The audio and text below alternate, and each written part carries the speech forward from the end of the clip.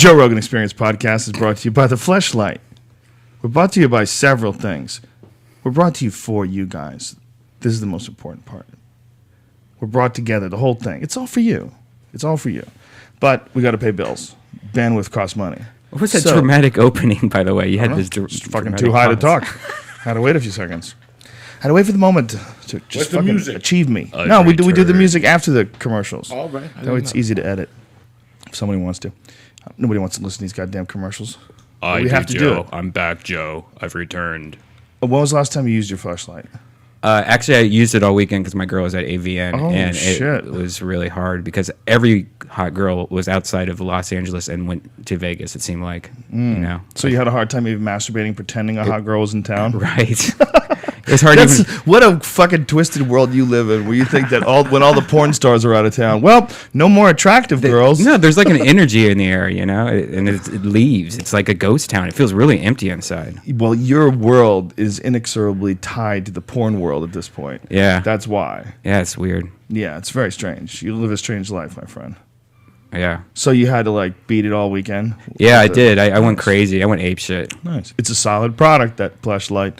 It's I'll tell you what, just for sheer impact of effectiveness, efficacy, it's better than anything we promote. It's better than any of the vitamins. It's better than anything. It's nice to have mental clarity, but to really be able to shoot fucking blasto loads like you can with the fleshlight. Have you seen that thing that they made one of our rants on a past podcast where it's an iPad holder that you can attach a fleshlight to the back of it. Made that? Yeah, and so now you can sit there and they have these porn like first person shooter type porn that you sit there and watch on your iPad while holding it while it's connected to your fleshlight. Wow, it's just the beginning. Yeah. Just the beginning. It's once it goes virtual, that's when things are going to be really strange. When there's somehow or another they can put a helmet on you, and then the fleshlight moves up and down on your dick, and probably like a bunch of fleshlights all over your body, right, Jewy? Right, Me? Joey? Did you just call him Jewy? Joey? Jewy.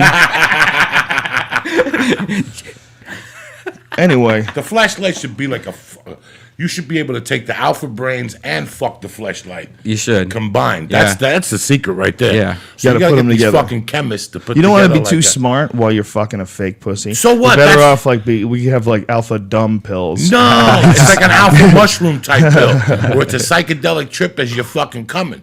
So let's say you fuck the purple one, you think of purple things. I don't know. I would like to know what my IQ is when I have a hard on, because I bet it's half. Yeah. I would like to know what my IQ is when I have a hard on. It's like fucking 3. You don't think of nothing else. It's amazing. Women realize that. When they realize that? When they try to become men. Like Chaz Bono. She's one of the things she's saying is now she understands male behavior. No, she doesn't. She understands a little. What does she understand? She understands the effect She's of been a man for 2 fucking years. 2 fucking years she's been a man. Go get your 2-year-old and say, you understand what it is to be a fucking man? It's the same difference. She's all fucking fat with that fucking beard. That's she don't trick me. You don't like that beard? No, I just don't believe, listen, people want to have parties for a little while. She's going into a deep water here. She made the conversion. She went right deep into being a fucking man. Yeah. Just because you strap a pair on, don't, like I said today, you can't fucking just strap a pair of nuggets on and go out there and sling dick. Nuggets. I always fucking know that you're the real deal. Who are you kidding? You've been sucking dick for 20 years, now you want to change fucking governments. You can't do that shit. You change governments. Yeah, you're changing governments. You know what I'm saying? It's 2 different fucking worlds, a man and a fucking woman. You know what, man? But wouldn't you hate to have been born? What if you imagine you were a man, but you were really a woman? You really wish you were a woman? That would fucking be so frustrating. Get the fuck out of here. Get the fuck out of here, right? Well, what is it then? What is it, the people that do it? Is this, this is a fucking solid conversation that we should actually have. Yeah, I know. Let's save this. We're going to stop, and then right when we come back, we're going to talk about... All right. We're going to talk about that. Fucking bonus. We're going to talk about that right when we come back. It's a solid conversation. So go to Joe Rogan's website and click on the link for the fleshlight. Click on the link for the fleshlight. Enter in the code name Rogan, and you get 15% off. 15%. It's a fucking solid product. Tremendous. The other products we're sponsored by is from Onnit.com. ONNIT. If you don't like it, make your own, Yeah. We've already got this down. And I know what the fuck Brian's the company- version of the. I like that. I've never used a flashlight, but what I like about it right now, thinking about it, at least you know where your fucking tropical helmet juice is going. Right. Sometimes when you whack off, you open your eyes, you don't know what the fuck. You gotta look for Be 4 everywhere. minutes. Right. Where'd it go? On Miss my hand. something. Sometimes you find it on your foot, And if on you the miss computer. something, you're a piece of Fuck shit. it. And the flashlight, it goes right to the bottom like Hershey's chocolate. It goes back. Yep. You gotta stir that motherfucker up, and you're back, bitch. That's right. Exactly. And It's it's contained. coupon Exactly. code. That's what he's saying. What's the coupon code for on it? Oh, for on it. Dog somewhere. Whoa, who is that? Is that me? For on it. No. Who is it? Oh, is that in the back? Oh. What? I don't know. So, anyways, go to Joe's our website. Hold on. I have it on over here. Sounded like me. You're watching videos of me talking to my dog. No. Fuck. Did you see it? It sounded like, hey, Twixie, or something like that. Whatever it is. Wow, that's creepy. I don't know what it is, man. Just kidding. What is it? Is it your computer? No. Somebody's computer was making all that noise. My computer was not on. All these are off. What the fuck happened? Well, let's start this Anyway. motherfucker, Joe Rogan. The Alpha Brain would help us solve this conundrum of where the fuck the sound came from and what it was. That had to be your shit, dude. No, it wasn't. Couldn't have been mine. There was nothing on mine when I went back there. It's all right if you like to look at videos of me watching my Save dog. it! Get it. I am on Alpha Brain. You cannot sneak by me with your childish games. They don't work. I see the No. plan. I see the matrix. What? Rogan experience. What? The fuck are you doing? How dare you? I think we got Brian a little too high. I'm gonna be honest with you. I don't think he can do it. I don't think It was actually me, Brian. we are not on Alpha Brain right now. That's the problem. Alpha Brain is the cognitive enhancing supplement offered by Onnit.com. We also have Shroom Tech Sport, which is a cordyceps mushrooms supplement, which is great for endurance working out, like jiu-jitsu. You want to get your jiu-jitsu on, you want to do some CrossFit or something crazy like that. It's great. If you're a sedentary individual, no need. There's another product called Shroom Tech Immune, just an immune boosting supplement. All the information is available on onnit.com, ONNIT. And as we always say, for real, and this is not just lip service. If you think the stuff costs too much, please steal the ingredient list and don't steal it. Just copy it down and duplicate it yourself. Buy the stuff in bulk and duplicate it yourself. Make it yourself. And I hope you do, and I hope you enjoy it. And if you are interested and you do try it, but it doesn't work for you, you don't like it, you don't believe in it, you don't find it effective, you get 100% of your money back. 100%. You don't have to send in the product. You don't have to. You just tell us you're not happy, and it's over. We try to make it as easy and as clean and as ethical as possible. I believe in nootropics. I've been taking them for a long time. If you're interested in them, you should research them. You should go online and Google it and look up there's a bunch of different companies that have a bunch of different proprietary blends of different nootropics. And different nootropics have different effects on different people. It's a fascinating stuff. Please Google it, check it out. But if you want to buy our stuff or you want to even check that out at all, ONNIT.com, use the code name Rogan, you get 10% off. Joe Diaz is here, bitches. We're ready to break shit down. This is the week of the Chicago Theater. We're coming, Chicago, you dirty bitches. The podcast also brought to you by Olive Garden. Mention Olive Garden, get 10% off. Nothing. Red Band. Did you talk about Red Band, Olive Garden? Did you talk about Olive Garden, Red Band? No, I didn't. So I fucking Oh my did. God! You just killed his whole Olive Garden bit. son of He a broke bitch. it out in the middle of a fucking. I had to, Dude I was had talking to. about hunting, Steve Ranella, and Brian goes like Olive Garden. I was like, oh no, you motherfucker. Whenever I talk to Brian, I go, how'd the podcast go today? Great. Did you mention Olive Garden? You know what No, kind I of didn't. sucks about that whole thing? That everyone now takes pictures while they're at the Olive Garden and sends them to me. So I get so tired of looking at Olive Garden. Like, that is not, like, and honestly, I don't give a shit about the Olive Garden. You and love now it. people flood my Twitch stream with Olive Garden. You love it like I love C2O coconut water. they just sent me some more. So thank you, C2O people. And I got to thank Grillo's Pickles, too. Remember we were talking about that pickle company in Boston that had these homemade pickles and they were selling them in the Yeah. park? And how fucking awesome they are? Yeah. They got a hold of me and they sent me some. Oh, you fucking serious? Oh my that's God, awesome. these fucking pickles are ridiculous, dude. I love They pickles. have these habanero pickles where it's pickles with like slices of jalapeno and habanero in it. They're like really spicy pickles. God damn, they're That's good. awesome. They're like fresh and just crisp and woo. You slice them, put them on a Yeah. nice cheeseburger. They're fucking tremendous. Fucking some serious pickles. I know it seems like I'm excited about. Well, something that's speaking not of that pickles, big a fucking deal. love we were talking pickles. about Chaz Bono. That's Speaking fucking of pickles, we're That's why I talking got about Chaz fucking Bono. Chaz Bono. That's what his. And you know penis what's looks crazy like. about Chaz Bono? She's starting to look like Ralphie May. Once she had the surgery, it's like fuck. I mean, Chaz Bono is that is the most amusing story to me of last year, and I don't fuck with it. Really? I just don't fuck with it. It just creeps me the fuck out one way or the other. I don't know why. I feel really bad for her. I just feel like if you're gonna go through with that, I feel bad for her one way or the other. Either I feel bad for her because she really is a man trapped in a woman's body, and that must be really frustrating, or I feel bad for her that she's in this state of disarray where that's the option, and you got to go through surgery, and it just seems to me like anybody that would need to do that for any reason is just to actually change and try to become something else and become some different sex. That's That's deep fucking longing. mind-boggling, That's yeah. a deep dissatisfaction with your current life. And who's to say that maybe her solution isn't becoming a man? Well, go play rugby first and then come back. You know what I'm saying? I would Go like to do- know if sexual she's happier. suicide. I'd like to know if she's happier now. I mean, that would be an interesting Oh, conversation. I knew a comedian in Seattle that was a man and became a woman. Had the surgery, the whole psychological, went through the whole thing, and it was hard on her. Her name was Rita O. Her head was fucking huge. She would fall from time to fucking time. That's how she Like a died. 2-year-old, That's like a how she toddler? died. She fucking Oh my fell. God. Her head was too big. She was at a club, and she fucking went down like a Brox. Her name was Rita O. Well, you she know was what I would- Japanese and white up the in thing Seattle. is- I'm not joking. I wish I was, but I'm not joking. That's with you. hilarious. She used to. We used to. Brody Stevens and me used to steal her nachos at the open mic, and she had a womanly voice. And when we would steal her nachos, she'd say, "Put them the fuck down." Oh my And we would just God. stop. I robbed Oh about my 200 God. Valiums from her one time, and she put a gun to my fucking head. This bitch did, and she was 5'2", and she died maybe 2 years after I moved out of Seattle. Ask Brody When she got the full operation, she got the full balls thing. removed. When you do that, your body really like shrinks up. Yeah, like, she men shrunk they lose a up. lot of their mass, right? And, maybe you really, if you have a big head, maybe it'll work as long as you have a big body to go with it.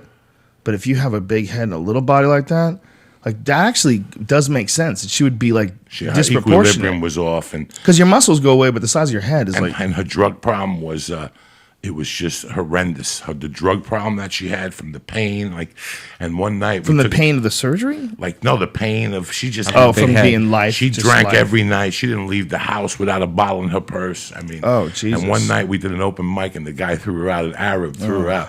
She went home, and we talked her into calling the White House. It was on cocaine. We you got to call the White House. Do you remember that dude who used to come around the comedy store? He was kind of half homeless, half cross-dresser type character, the black guy. What is his name? Boom Shakalaka? Boom shakalaka. I buy half my shit for my girlfriend from that guy, like vases and shoes and. Boom Really? Shakalaka I is like a think so. hooker, isn't he? Like a half a hooker or something on Sunset. I don't He know. sucks He's dicks. just a gay. He's just a gay comic. No, I love Boom Shakalaka. I've done I'm not open the- mics with that guy Yeah, all the time. please. Yeah, Boom well, is a fucking he's trip. had some nutty moments, man. One time he was in the back of the comedy store and he was like yelling at no one in particular. Fuck this motherfucker. Like really mad at somebody. And he went and stormed into that little bathroom there. Was washing up in there, and they were trying to get rid of him. They're trying to calm him down and get him off the porch. I don't know exactly what happened, but I was like, wow, this dude's fucking mad. Some shit's about to go down. Well, they would tease him on Sunday nights Yeah. and torture him, and then he would go fucking AWOL, black on you. Fuck this motherfucker, I'll kill you, and all this shit. There's So- something Yeah. that happened with him and Dan Bilak. I think that's his last name. Bilak. But yeah, it's something happened between those two because he always carries around signs and things like going against him. So I think, or maybe it's vice versa. I don't remember. But you don't know what the story is? No, I don't know. But I'll talk to Bilak tonight at another podcast. What's up, baby What's boy? up, bro? Good to Chicago see you, fucking baby. theater Friday night. Me, you, and Duncan Trussell. Let me tell you, I've been excited about going to Chicago. Chicago is one of those cities that, nothing, it's always like you never really think about it till you're on your way there. Then you get fucking excited. Right. You get really fucking excited. We're going down to the city, great fights, great Italian food, great Polish food. There's everything there. Everything. Pierogies, steaks. We're in the Midwest. And one other thing. You better dress warm, motherfucker. Oh, it's cold as We're gonna fuck. be like the cops that arrested Tony Montana that time for fucking money laundering. Remember when he said you better dress warm? Well, it's Yeah. gonna be fucking cold. We're going in the nucleus of the winter, the last week of January. That is the eye of the fucking storm. It is the eye of the storm, That's it. isn't 3 fucking days of doesn't just. get any colder. Do you have a winter jacket? Fuck yeah, I do. I do not own. Are you a kidding winter Oh, you can have one of mine, man. I have boxes of them. I got an awesome one. Tons of Unfucking them. believable that we're going into the wind. We're going into the eye of the fucking storm. It's awesome. And I don't give a fuck. I'm ready. excited. Chael Sonnen, Bisbing. Oh, those fights are my going to be God. awesome. Chael Sonnen and Bisping is going to be fucking crazy. I just wish that fight could take place a couple months from now instead of like this weekend. So I want to hear more trash talking from these guys. I want to hear more. Not even trash. I mean, they're not even trash talking. They're like, Bisping is confident as fuck, man. This is going to be real interesting. I think a lot of people sleep on Bisping for some reason. I don't sleep on Bisbing at all. He's a bad he motherfucker, means business, dude. and it's going to be a He's great one fight. of the fittest guys at 185 too. He's very fit. He's a dedicated athlete, and like he puts a pace on dudes, man. A lot of people say Mayhem looked really bad in the last fight.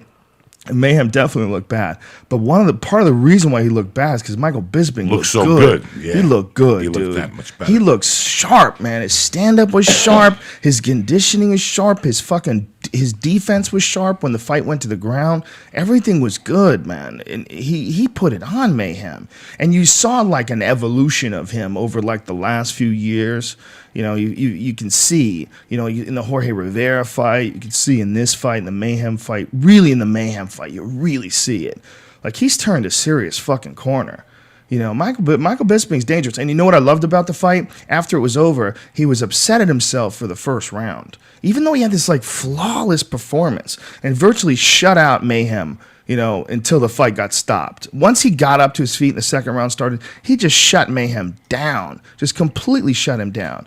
And if you see that, you would think, well, he should be happy, but he wasn't happy. One of the first things he said was that he was upset at his performance in the first round wasn't going to do if he ever fought the champion. That was the first thing he said. So there's a guy who's not even congratulating himself for, he had this big rivalry with Mayhem. They went through a whole season of The Ultimate Fighter together, talked all kinds of shit to each other, and he just fucked him up. And he wasn't even being like congratulatory about it. He was concentrating on what he didn't do well. Like he wanted to own him perfectly. What I see with him is his life has come full circle. He's become complete. He moved his family over from England. He's training down in Orange County. He's got his family with him, which makes a big difference when you're fucking training. He already took the knockouts. Right. He got that knockout against Henderson. He caught himself, found himself, and he's ready to, he's ready. He's training. much better now. Yeah, he's much better now. He's at a better place, as they say. It's hard for a fighter to rebound from a loss like that. It's very difficult. I mean, I can only imagine. I'm only speculating, but from what I've experienced watching people, fighters will change from losses occasionally. A fucking knockout against Henderson like that. Just getting beat up at the fucking pizza parlor changes a motherfucker. Never mind a knockout like that. But he came back strong. Real strong. Against Dennis Kang. And one of the big things is Dennis Kang caught him. Remember? Dennis Kang tagged him with a right hand, dropped him, and jumped on him. But he stayed calm. He used his guard. He had a real good defensive guard, blocked him up. And then the second round, he beat the shit out of him. People sleep on him, man. I don't know why. It's real weird. It's like I see them sleeping on him, and I think it's because maybe you see a guy lose once, and you think that's how the guy fights. Instead of looking at like the whole picture, that motherfucker had a draw with Rashad, dude. He didn't he, or was it Tito had a draw with him? No, it was. Did he lose to Rashad? I think it was a draw. Was it a draw? Okay, I don't know. I feel like I feel like I just made that up. It was, yeah. Let me check. Let me look under Sherdog.net. Oh, someone from Sherdog wrote some whole thing saying that I hate Sherdog because I was talking shit about their forums. Listen, man, I don't particularly completely hate anybody. I'm sure your forums have some nice people on it. And every forum has a bunch of cunts on it, including my own. So, love all around, bitches. All right. So, yeah. Stats. Here we go. Both of them have a 1 at the end. Yeah. Let me see here. This does not make for fucking thrilling podcast.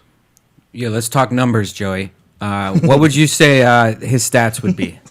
Who's fucking Stats? I don't know who. Brian is doing Rashad, the girl from The Brian is Cosby doing Show. his impression right now of what he thinks like a sportscaster would do. He won. Rashad won a decision. There you have it. But he was fighting much bigger guys. Should have never been fighting at 205. He's a tiny 205. He's a tiny guy. yeah, he's a Bisbing. He's a tiny well, he's guy. not. I would not say he's a tiny, Tiny guy. He's a big 185. Hey, the first time I 185 seen is a fucking perfect what's his size for name him.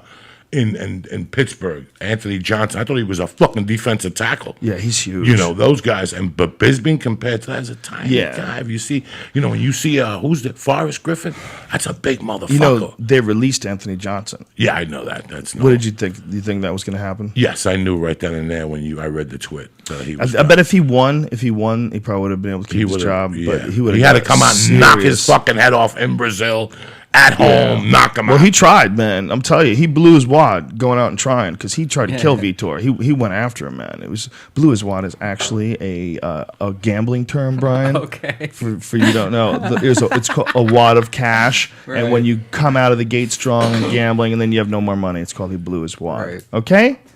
Dana's Get your very mind out of the fucking gutter. fair. Dana's really fucking fair. Dana's very fair. He's Well, listen, brought back a Anthony. lot of I think people Anthony that- missed weight 3 times. Yes. and that's very. And 12 pounds over. That's just, well, he had a medical situation this time. I mean, you can't. He was cutting too much, but he had a medical situation this time where his legs stopped working. Right, I heard they had to put intravenous, which is fucking crazy. Yeah, when you really that's- stop and think that these guys get down to that dehydrated state and then rehydrate up and fight the next day. I mean, someone needs to talk to that dude and say, listen, man, you don't need to put on any more muscle. Okay. What you need to do is just lose some of the muscle you got. You don't need to be that big. You're a fucking monster. Lose some of it. You're going to fight at 185. You should walk around no bigger than 195. Really. You really shouldn't be cutting that much weight. You're a super athlete. He's like totally selling himself short by dehydrating himself and draining himself for these fights. So when he gets in like grueling fights, like the Koscheck fight, he gets tired. The Vitor fight, he gets tired. Muscle burns a lot, man. Muscle burns a lot, but what burns even more is when you dehydrate the fuck out of your body. I dehydrated my body when I fought in Taekwondo tournaments. I did that to make weight. When I fought it, when I was in 16, I was fighting at 140, and I didn't weigh 140, and I didn't do it right either. I would just take hot showers and take hot baths and not drink any water for like a day, and then I'd weigh in, and I have to rehydrate and fight that day. I know what it feels like. It's a terrible feeling. It makes you you feel like shit. It's a stupid thing. I mean, I did it because I was an idiot. Because I was being instructed that I should stay in that weight class. He's got 50 fucking pounds to cut.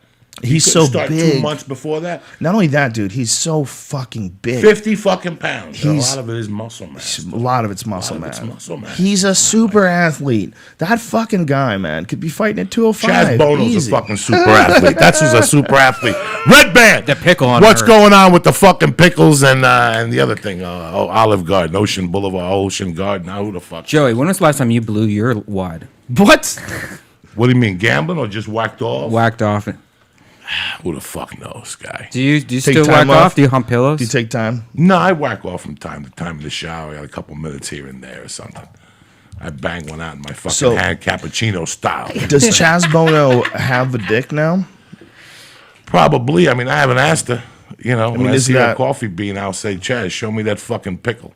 It's really crazy that she had a girlfriend and they broke up, but the girlfriend was she had a girlfriend and she was a girl, and then she decided she was a man, and then the girl, could you imagine if you're a lesbian and then all of a sudden the person that you with becomes a man? Yeah, that's And the you're best revenge what the ever. Fuck is this? That's the best. I'll get back at you. And she'll I'm get a just gonna- couple girlfriends. She'll get a couple girlfriends. It's a Chaz? novelty. It's a novelty. Oh my God, yeah. And then you take them home, and her dick smells like a twat, and then you're back to square fucking one. You know what I'm saying? Your dick smells like a fucking pussy after you ran 3 miles. What's the difference? I want to suck a dick, and I'm eating a fucking monkey here. You know what I'm Oh, saying? my What's goodness. the difference? You can't take Oh, away my the smell. goodness. You can't put a fake dick on. It ain't gonna fucking pan. Do you think out they for you. make balls? Yeah, they do. They do. I mean, they make neoprene balls or something that, let's say you have little balls or big balls, and you could listen. You could get anything. Jesus But Christ. you can't get the real patois. We could change around just because, I think that I like fucking Doris Day music, and one day I want to be a woman. I think there's a little bit more than that. I think that it's just a little bit fucking more than that. Yeah, it's. I'm not don't know, against man. it. I don't know. The guy who does it is a guy that lives in Colorado. The busiest guy, look him up, is a guy that lives in southern Colorado, and he does them on the weekends. He's booked 8 years in advance or something. Really? He has a regular job during the week. I don't want to quote it. We've talked about this before.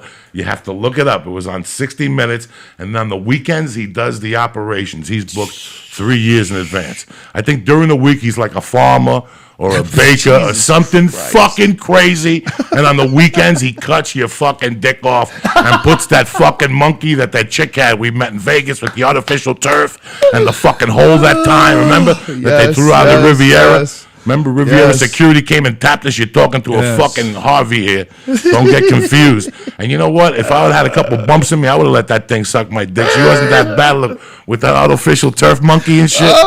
You finger bang that fucking spider hole. It's all over. Spider hole. Why she's sucking Joey said it looks like a. Joey Diaz said it looks like a bat with its mouth open. Oh my God, it was the ugliest fucking thing you had ever seen. And it just freaked you out. Like you just didn't want to eat no more. Like you didn't want to drink. Like nothing was going to take away the pain. Apparently, they're much better at doing it now. Apparently, now they can construct a pretty realistic looking vagina to the point where it really fucks people up. We're fucking cups with a vagina on it. We're fucking cups. Flashlight is a cup with a fucking vagina on it that, whatever, feels, it doesn't. Couple cocktails, you don't know what you're fucking. Some dudes, man, like have no problem like having sex with a he-she, like a girl that used to be a guy. As long as it's a girl now, they're like, she's a guy, she's a girl, man. She's a girl, man. Like, I got no problem with that. Like, there's dudes that will tell you they have no problem with that. They think that it's a girl. But there's other dudes just like... Listen, when you're drunk and it's 4 in the fucking morning, all right, and you're driving on Santa Monica and you haven't got your dick sucked in 60, 70, 80 days, all right, and you're driving and you're fucked up and you got a gram of blow in your pocket, that chick with the blonde hair becomes whatever you want it to become. You just pull over, do a couple lines, and have that fucking monster suck your pipe. While there's stem cells Because I know dripping it's down her happened. leg. I know it's happened. It's had to happen to people where they just go, I'm just going for broke tonight and fuck it. And after she sucks your dick, you just make a quick fucking turn and throw her out of the car, and you drive home and hope there's no fucking satellites around taking cameras. What are you going to do?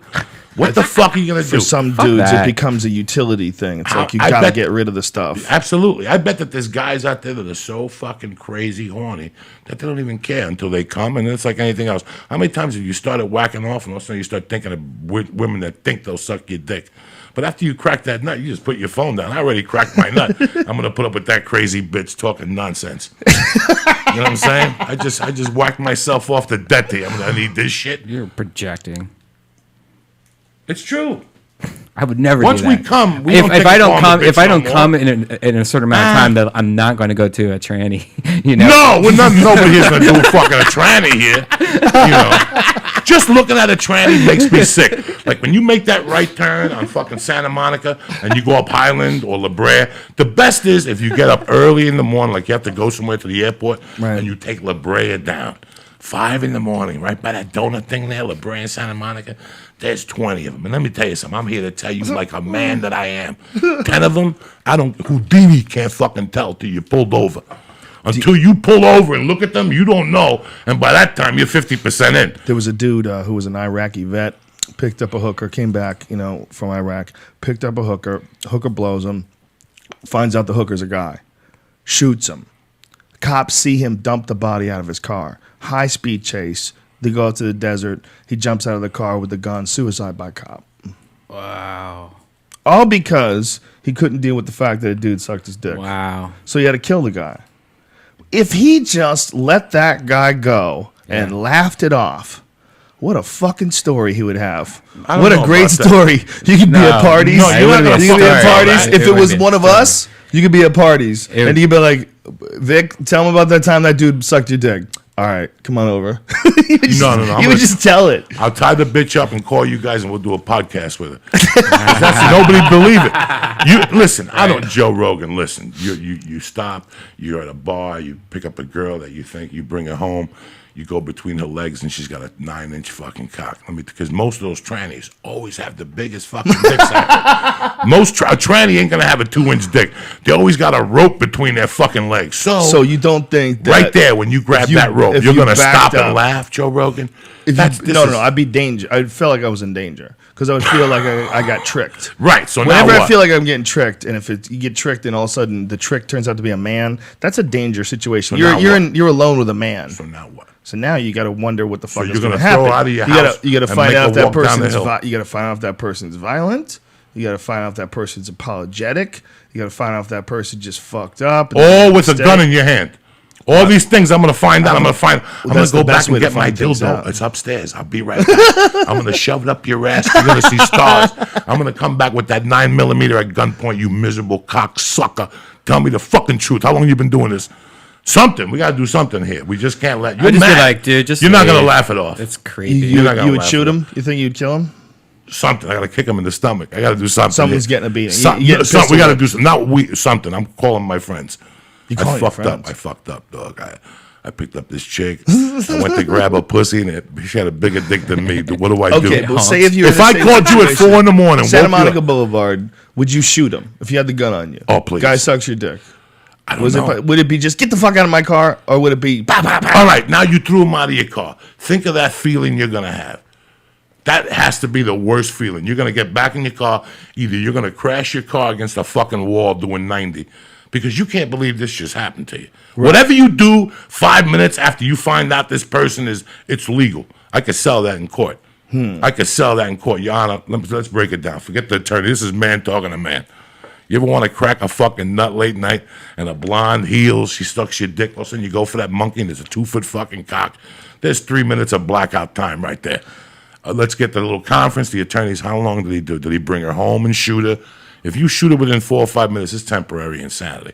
Think of what a guy's going to feel like. Yeah, you're right. You're right about well, that. Also, I don't know if you could call it temporary insanity. You wouldn't get life. You don't know that. I mean, It's there might have been involuntary some sort of manslaughter, there might have been some sort of an assault situation inside the car as well. We don't know. When he confronted him, it could have been that the guy attacked him first, and then he pulled his gun out. I mean, he's probably freaked. Who the fuck knows? We're just totally speculating. I'll tell you, that was a soldier, an Iraqi soldier, Yeah. who came back. I mean, all this guy had to do was pull over and tell the cops, officer, let me talk to you. What happened? Let me tell you what really happened, dog. I'm a little horned up. I just Yeah, went over I there, don't fought think for my so, country, and some guy just sucked my dick, and I shot him. What do you think? We're gonna let this go. No Let's go fucking get some coffee. Joey. They don't ever let it go when someone shoots somebody. Listen, you get 2 good cops in the right mood. One of them just got divorced. This ain't a traffic The other ticket. one's got a brother who's gay and he don't like sitting across from him on fucking Thanksgiving. You know what I'm saying? And all of a sudden you're like, what? Some guy sucked your dick. We feel for you. Get back in the car. We'll just wrap this up. Let somebody find. I mean, think a guy would really. That might have happened in the '60s, but nowadays, Well, now because you got there's these no fucking way. people iPhones and GPS. and GPS. Yeah, back in the day, cops were the only ones that were able to talk. They can make a decision right down. They the could spot, be, yeah, right? they could be in the car with a little, 1 out of 12, 1 out of 12. Yeah. Hey, we're closed in on a suspect. Now you got cameras. You can't do nothing. But still, Yeah. listen. Joe, let me talk to you on this side. It's 11:45. I got this Puerto Rican chick that wants to suck my dick. She likes when I come over with my gun holster on. This guy just killed a tranny. We got no paperwork here. Is that what it is? Sure, that's, we So, got but then shit you to gotta. do. It doesn't matter, Joe. You still have to account for a murder. That's the problem with your theory. but you here's- still have to account for a guy who listen, shot a guy. I understand this. And you have a I suspect. think You have if it all sh- wrapped up right I think here if in you front of shoot you. him and tell the court the truth, you get off with involuntary manslaughter and do 6 years.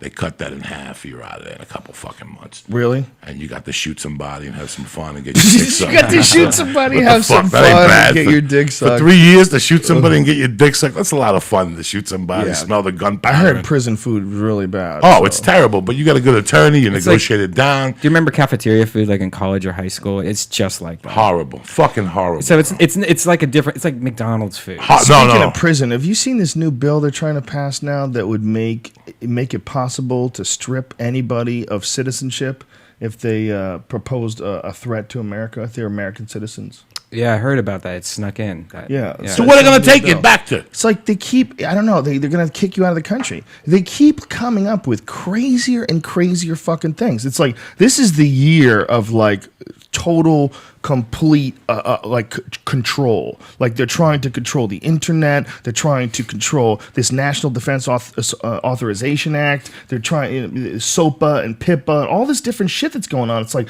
the control is getting tighter and tighter and tighter. And when you hear shit like this, like they want to be able to strip people of their citizenship, like what the fuck? Where do you have to whose go? definition? I don't know. You'd have That's to go to stupid. Mexico or somewhere that'll take you. I mean, there's a few countries that will just take you. Yeah, that seems like illegal, like worldwide. Like, you know what I Fucking mean? That doesn't seem like crazy. that's possible. This is the strangest time in my life of like watching the government and watching all these people scramble to try to get into position. Like this is a weird time, man. This feels so bizarre. I never thought I would see something like that. Like someone writing something down like that, like that you should be able to have the power to kick people out of the country if somehow or another they do something to harm America. But that's you know how ridiculous that is. No one's harming America. They're coming up with all these fucking crazy laws and the ability to detain people. But what is really happening here?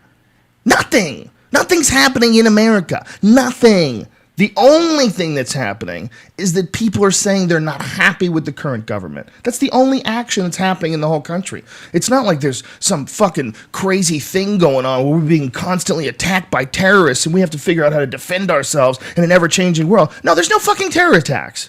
And I don't say they're catching them all. I don't really think there's that many terrorists out there. I don't really think there's that many people that fucking hate us. And I think that number would be substantially less if we weren't occupying in other fucking countries. But the bottom line is they're coming up with all these laws that are set up to control us and to shackle us, to put us down.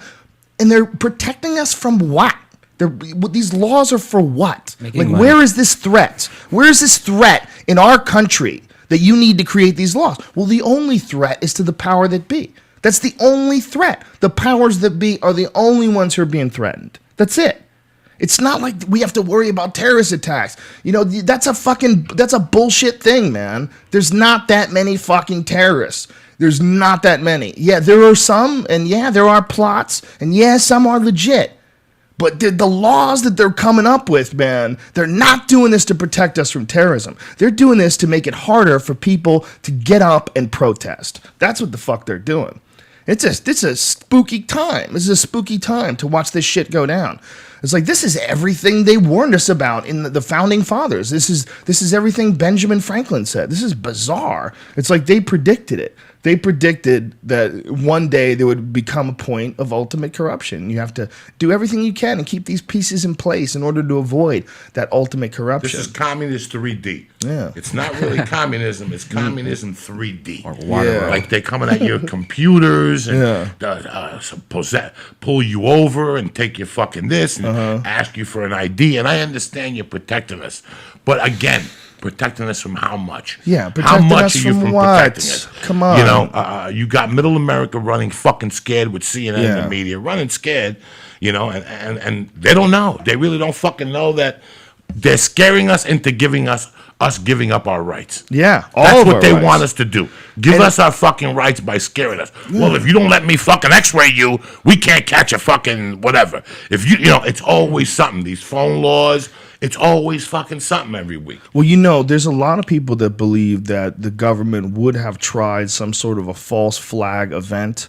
You know what a false flag event is? Like an event that like they'll do something on purpose in order to get us to realize, whoa, there's a threat. We need to like beef up the law. And that's like shit that they pulled since the beginning of time.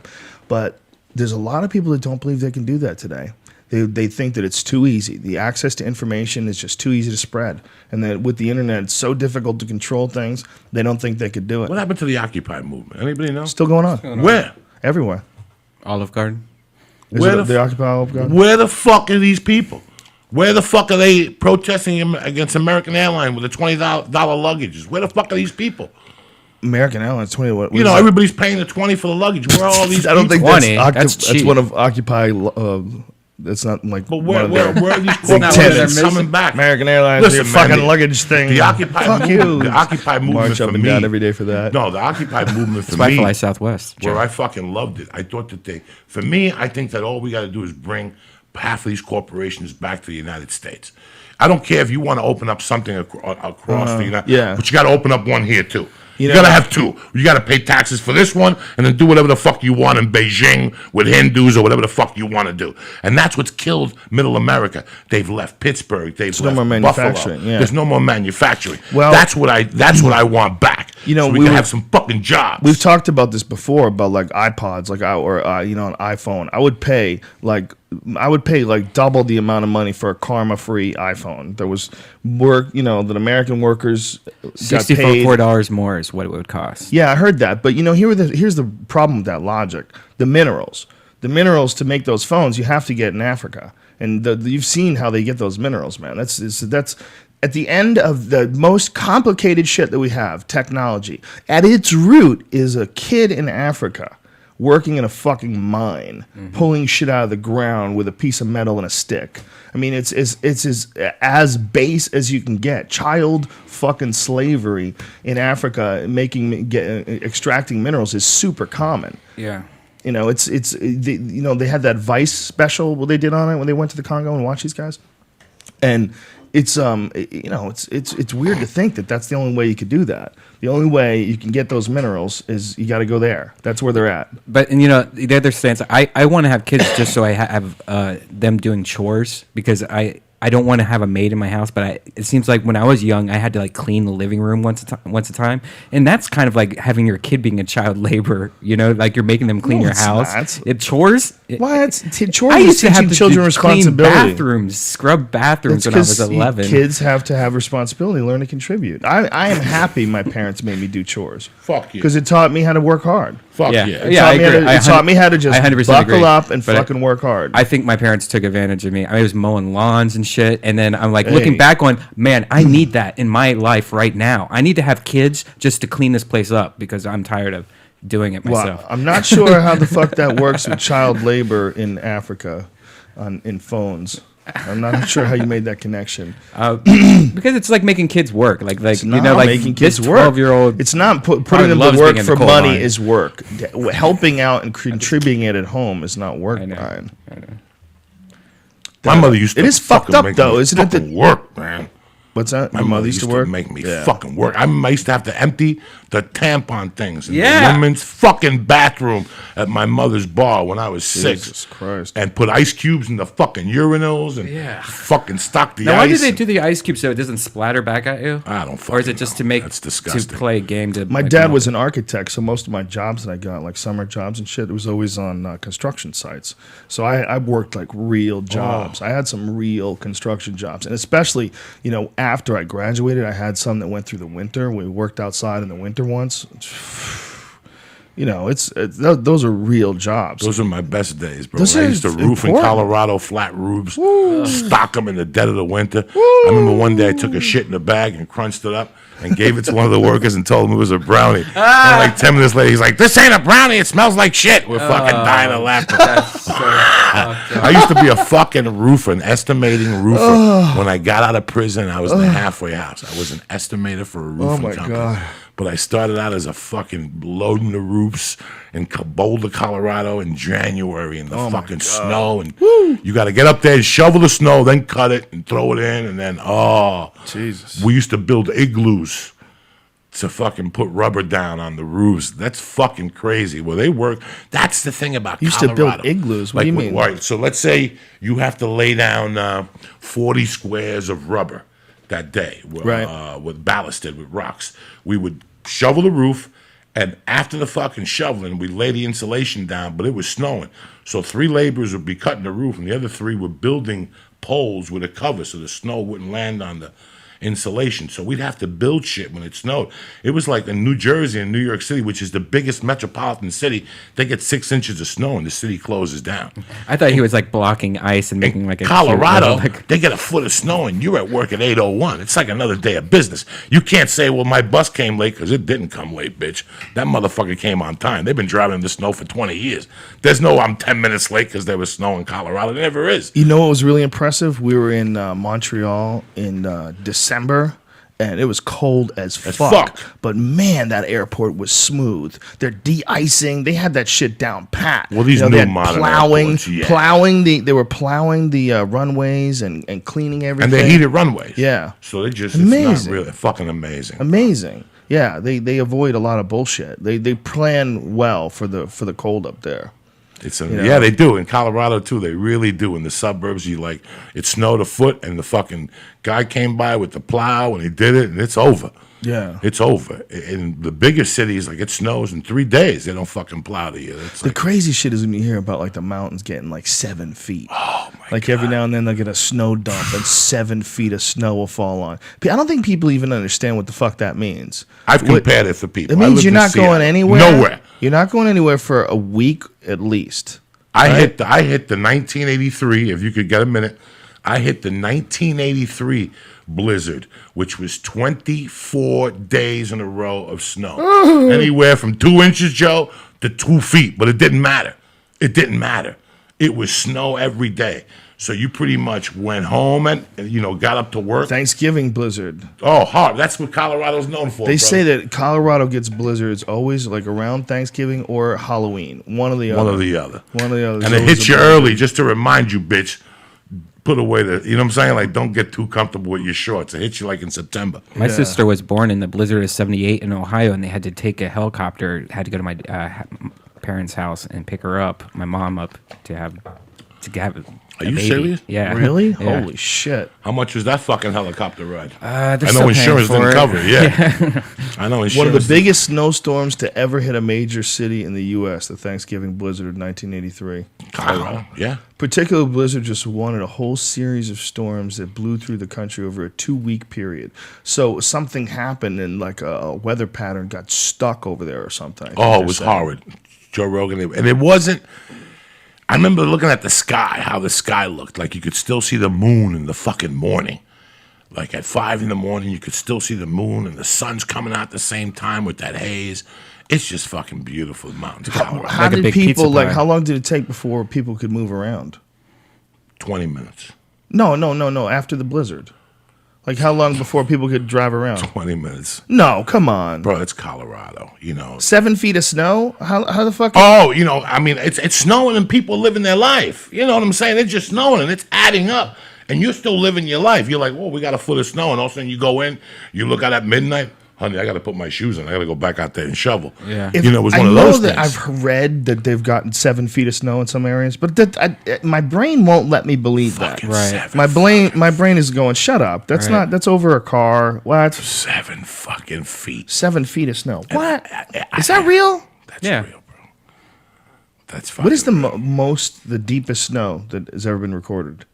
Like the deepest snowfall. Let's find out. What is the deepest? I don't think what- it's what would here you- either. What would I you don't think it right? would be in the United States. The most amount of snowfall in one storm? Yeah, I don't think it would be in the United States somewhere. What's the deepest snowfall in the United States? Oh shit! It's a race between me typing. 1993 storm of the century. Let me check on that. The Would you like to search- total snowfall Searching for what's 12 the feet. deepest Oh my snowfall in the god! United Where? States? 12.91 feet. Hold on a second. Storm of the century, 93 superstorm. The blizzard 1993. The East Coast, North America. Blah blah blah blah blah. Killed 310 people.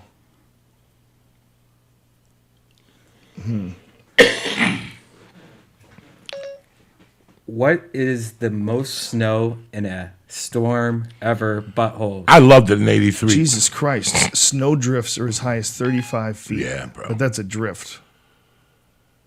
You see some wild shit living up there in Aspen, off of Ajax. You see some fucking drifts. I remember going to Rivington, Wyoming, and all that. Like my buddies used to jump off a helicopter and land in the snow, and they'd say there had to be 20 feet of fucking snow under them.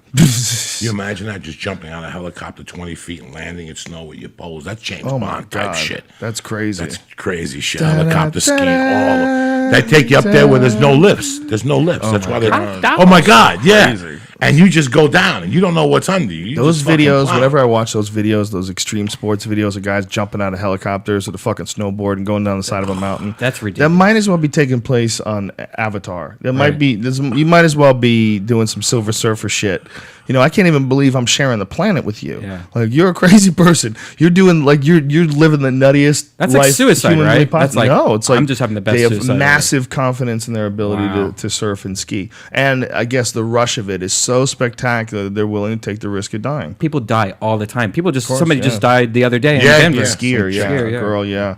I think she was doing some crazy sort of a jump though. Oh, really? Yeah, those are really dangerous, man. You're fucking ski jumping. You're flying through the air, and you're hoping you're gonna land perfectly on this fucking slope, and everything's all slippery. Like Valentine's week in Aspen, I was telling you that's when the lowest point of moisture is in the air. So people ski with bikinis on in February. that's And what they hilarious. do is they build a ramp in Snowmass Village.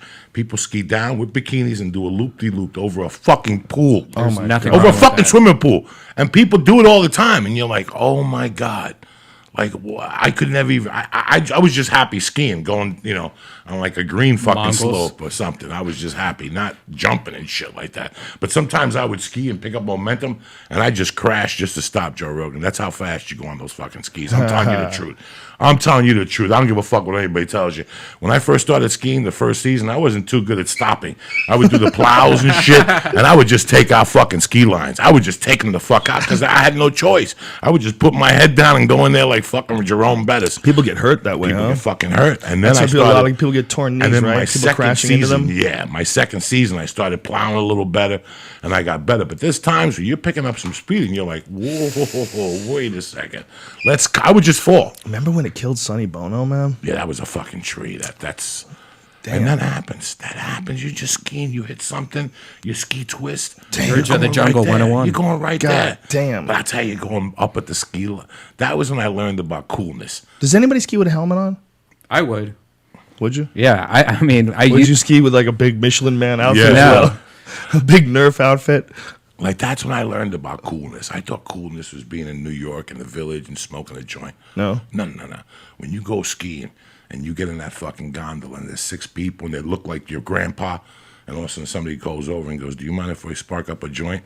And you're like, "Are you fucking serious?" Really? They spark up joints on the gondolas? They give you mushrooms. What? They spark joints. You don't know who you. People go skiing to the doctors and go, "Look, we can't get high in Minneapolis, but we're gonna get high when we go to Aspen. We're trying it. We're doing it. We're doing mushrooms." Aspen's a kind of a crazy town, isn't Yes, it? it's very. But it's weird that there's so many rich people that live in Aspen.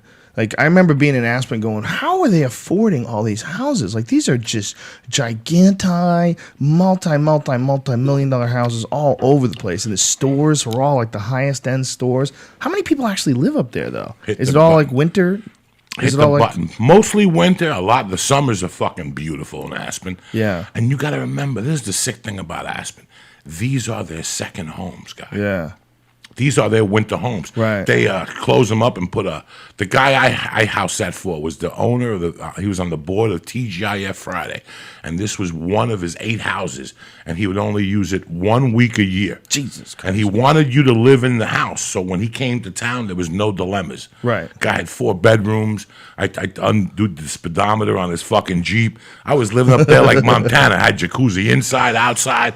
He had an apartment over the garage. for me. That's common, right? That people hire a caretaker? Yeah, they hire a caretaker. And all my job was 20 hours a month. So it was either 20 hours of mowing the lawn or 20 hours of shoveling snow or both. 20, and that's it. It wasn't much. And so what, he would just call you when he's coming into town? He would call me and say, "I'm coming in December 14th to the 28th." And you would just start cleaning up? And I would clean up his side of the house, and I had everything stashed in his side of the house. I had an office inside the house. I had scales up there. I had everything. Really? Yeah, he had 1, 2, 3, 5 bedrooms, an outside jacuzzi, inside jacuzzi. Then he had. So the even when quarters. he was there, you were still staying there? I would stay in the garage he had an apartment he built that was beautiful. Cable, everything, shower, Wow. beautiful. So I would stay there. I and then see. only for that 1 week. And then I was only a caretaker there Did for you like whack 2 years. off in his bed? Yeah. I fucked, sucked. I did everything in his fucking house. I had the keys to the cabinets because what you do is you put all your stuff in a particular cabinet and lock it. Right. So if you rent it out or your friends come to visit, they don't fuck with your shit. Right. That's what you do. Right. So, but I had the keys to that, so I'd make my fucking. He had pounds of elk and venison up there. Really? And, he was a hunter up there, so it was an amazing fucking gig. But that was part of his thing. Use everything. Use everything. I don't want to come to town and have to You know, I don't want the sink to be broken because your Right. pipes freeze. Right. So he's like, I need you in the house, taking a shower. And he had, you know, at that time, it was state of the fucking art house. Yeah, you have to live in it, right? 435 Otherwise- Faraway Road. I snorted more fucking blow and ate more snatch in that fucking house than any. I seen some creepy shit. I remember being in there with a couple one night, and I met them at the bar like I knew her from the cheesecake, and they had a cheesecake store up there. It wasn't a cheesecake factory. It was 1984, and I invited them over, and I went to change, and she was naked. And I was like, what the fuck? And she goes, what do you think of my tits? And I remember we all went back in the jacuzzi. And then at like 5 a.m, he was a baker at Port La France. I don't know if they're still there. And he left. They both left. And then she called me and said, come get me. And I went over, picked her up, brought her back to the jacuzzi. I had the weirdest fucking things happen in Aspen. The weirdest sex things. That's a crazy fucking town because it's like anywhere else. When people come up there for a week, they want to fucking suck. Yeah. You know, people want to get lost. And the people that would just kill up there were people from Texas. I They'd go went there to, and fucking spend millions up there. I went to one of those bars, one of the local bars with one of the agents while we had the Aspen Comedy Festival. Right. Remember that when they had Yeah, that up yeah, there, the HBO festival? And I was with his agent, and he goes, "You see these girls? See that girl, that girl, that girl?" I go, "Yeah." He goes, "Those are all hookers." 1,000 a night. I was like, "What?" 1,000 a They night. just go to bars and like they just wait, and they're hookers. Like they come into town. Apparently, he was saying that some of them know, like during ski season, that there's a lot of wealthy men. 1,000 a night. That's incredible. So 2,000 they a night. come in and they like hunt. Like this is their hunting ground. That's amazing. They get a job on the lift till they meet a sugar daddy, and then it's all over. Really? They're shouting, or they just go up there to hook up in Aspen. It's amazing. That's amazing. It's amazing. There's so much dough up there, and there's so many. It's crazy. I remember going up there when It's hard to get there. I left New York City in the peak of New York City, and I went to Aspen. And they weren't missing a beat. Wow. There was a bar named Patty Bugatti's that had a swimming pool in the middle. A bar with a swimming Yeah, pool? right in the middle. That's awesome. And So you could swim while you were drinking? Swim, get coked up, people in there with their clothes naked. This was Aspen in '83. You know, in '83, Aspen was the cocaine fucking capital of the country because there was so much money up there. That's where Miami Vice was, and Glen Fry, and your Wow. boy Woody Creek, and Sidney Poitier, and Michael Douglas. You just seen people come in. Elizabeth Taylor. I seen what's her name once? The Flying Nun, that badass bitch. The chick that was Flying hanging Nun. out with Burt Reynolds for a while. Oh, Sally shit, Fields. Sally Fields, That yeah. fine ass bitch at that time with her brown hair and a mink on. Charles that what Bronson you was saw? up there running shit for a while. Yeah. When I first moved to Aspen, they had KTLA. It was only one channel, and all they did was play Mr. Majestic. Isn't it hard to get into Aspen, though? Like to fly in? Isn't it a difficult flight? Well, they don't land in there at night. After 8 o'clock or something, they got Yeah. strict rules. But now you could fly to Aspen from LA direct. Really? In the old days, it was just Denver and Colorado Springs or Yeah. something. Now, and if you, like I told you, if you fly into Aspen as you're flying over Woody Creek, there's a guy that dumped his wife that was a stewardess. So he painted a finger on his roof. So when you fly over Aspen in the daytime, there's always a roof with a fucking finger on it because his wife was a stewardess for one of the airlines. Oh, that's hilarious. How fucking Woody Creek is a very. I remember being a kid and Conoco at the old Snowmass border. There was a Conoco there. The guys were from New York, and when you went in there, they had New York time and Colorado time. But I remember seeing Kurt Russell and Goldie Hawn with those fucking kids being kids. Like I didn't know she was the girl from fucking. I didn't know she was going to be a star. They were kids at Conoco, and that Conoco. See, at that time in Colorado, it was all retired drug dealers. Right? So the feds were up there big time. So in Old Snowmass, they had this drug dealer. So the feds fucking put cameras around his house, but they didn't know how to do it then. So it came up on people's cable TV. So people were on cable going, hey, bro, you're on Channel 4. You know, you're cooking eggs, aren't you? And he's like, how do you know? He sued the government. Wow. For fucking millions for I mean, Aspen's got some wild fucking shit. There's a guy, look him up, Stephen Graybo. He got caught with $8 million, Joe Rogan. December of 83. December of 84. He was 30 days away from standing trial. And they blew him up with a pipe bomb at the Aspen Club when he was working out. And that was the only night he didn't pay somebody to start his fucking car. They blew him up with a fucking pipe bomb in the city of Aspen, which in 83, there wasn't even a fucking Spanish person up there. It was just nice white people. Jesus Christ. Hey, Joe. Listen to this first sentence. Despite its reputation as a city that never sleeps, thanks to the copious consumption of chemical stimulants, Aspen has seen relatively few large-scale drug busts. Wow. So they're just doing drugs up in Aspen. This is a fucking terrible place. You come in with the government. You come in. Listen, the jail in Aspen don't got a kitchen. That's the only jail in the country that don't have a kitchen. They get their food catered. What? So you get muffins for breakfast and tea and Really? Yeah, that's why Bundy escaped from there. How do you think these people fucking escaped from there? Wow. He went to use the phone and climbed out a fucking window. Aspen, Colorado, when I was there, some guy shot a guy with a machine gun in a coke party. Shot him with a machine gun. They had the guy fishing. They take you to fishing trips in the summer down the fucking Roaring Fork thing. They take you fishing. They take the prisoners When I went fishing? to prison, the biggest thing, I wanted to go to Rifle because they gave you a job as a lifeguard in the city. So they used the prisoners as lifeguards, and they gave you a job in the movie theater in Rifle. I ended up at Camp George West, but I really wanted to go to Rifle, which is on the other side of the hill of Aspen. It's like an hour from Aspen. But in the wintertime, they had work because you took over the city, the prisoners. But it's fucking, Aspen has no fucking kitchen, my friend. That's ridiculous. And they still get food catered for them. What is there like a lot of shit up there though? There's just sort of the When I the give you scheme- that fact, there's people tweeting me right now going, Joe, you're an asshole. I'm telling you, in 1983, if you look I'm it up, looking at the story Aspen, right now. Colorado was the cocaine capital of the country because Colorado's right in the middle of the country. At that time, Mexico, we weren't using Mexico. So it was Miami, and everything got shipped to Colorado. And from Colorado, it went to Minneapolis, Seattle, California, ba-ba-da-ba. Everybody's waiting for something in California. Everybody's waiting for you in California. In Colorado, it's a bunch of fucking guys with horses at the airport helping you carry the coke into the plane. Can I help you with that? They're helping you. It's a very mystique type of fucking city at the top of this. It's Glenwood Springs, Snowmass Village, Woody Creek, and Aspen sits on the fucking top. Dude, this is the whole story. 1908, the Graybo case. They That's got it. Rare.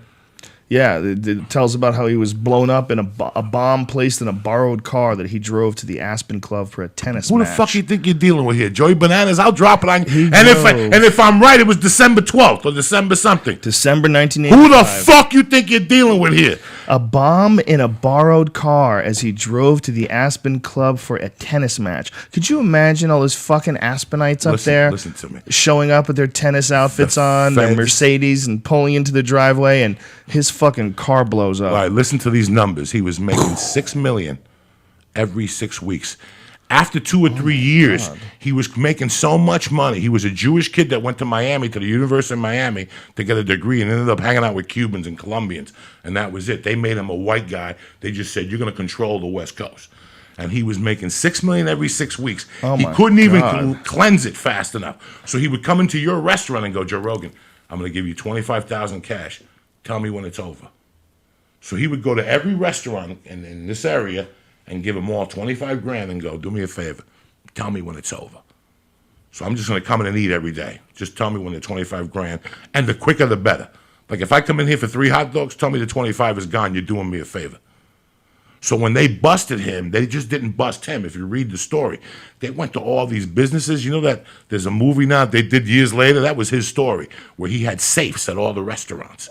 So he would come to your restaurant and go, I'm going to give you 25 grand a month to eat here. Tell me when it's over, but I'm going to put a safe in the back. And he started putting, so when the feds came up there, they found $1 million, $2 million, all these safes. Oh my They God. took him to Denver. He couldn't even wash the money fast enough. They took him to Denver. In Denver, the feds go back to the fucking house because there's still another $10 million that we haven't found. We've been listening to him. So they went back to the house, couldn't find it. He had it hidden in a garbage can filled with leaves outside. How the feds got him was they were going and taking his garbage, and they were looking at his paperwork. So the feds would come every morning and take his garbage and look at the figures he would do. They did it from the scrappings, all the little figures you do and rip up. Yeah. All that shit. That's how they nailed him. So they waited a fucking year till he was 30 days away from sentencing in this beautiful white suburban town of Aspen, Colorado. And on a Sunday night, they fucking blew him up in a rented car. Why do you think he had a borrowed car? Because at that point, he had 8 cars in his garage. Like he had cars everywhere. He couldn't trust any of them. He couldn't trust any of them. He knew that the Colombians weren't going to take it, whether he talked or not. Why take the chance? We're gonna kill him. So he had bodyguards and everything. He didn't know that they put a fucking pipe bomb on him. That was Miami Vice type shit.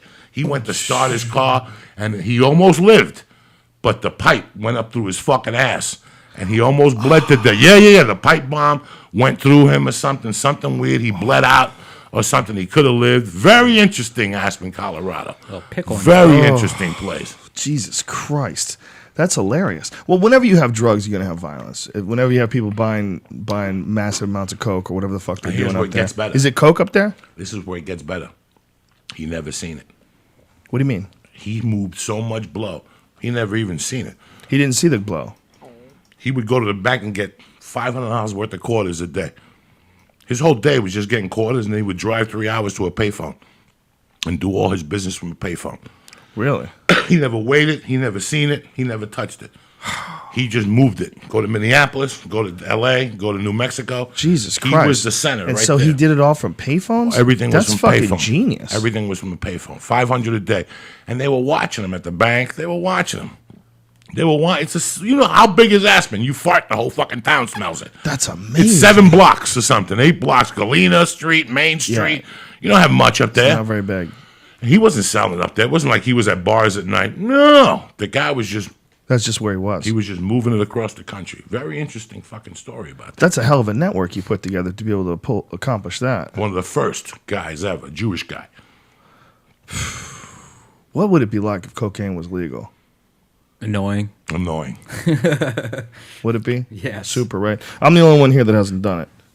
Very bad. Very bad if they want to legalize that shit. People go to pharmacies and shit.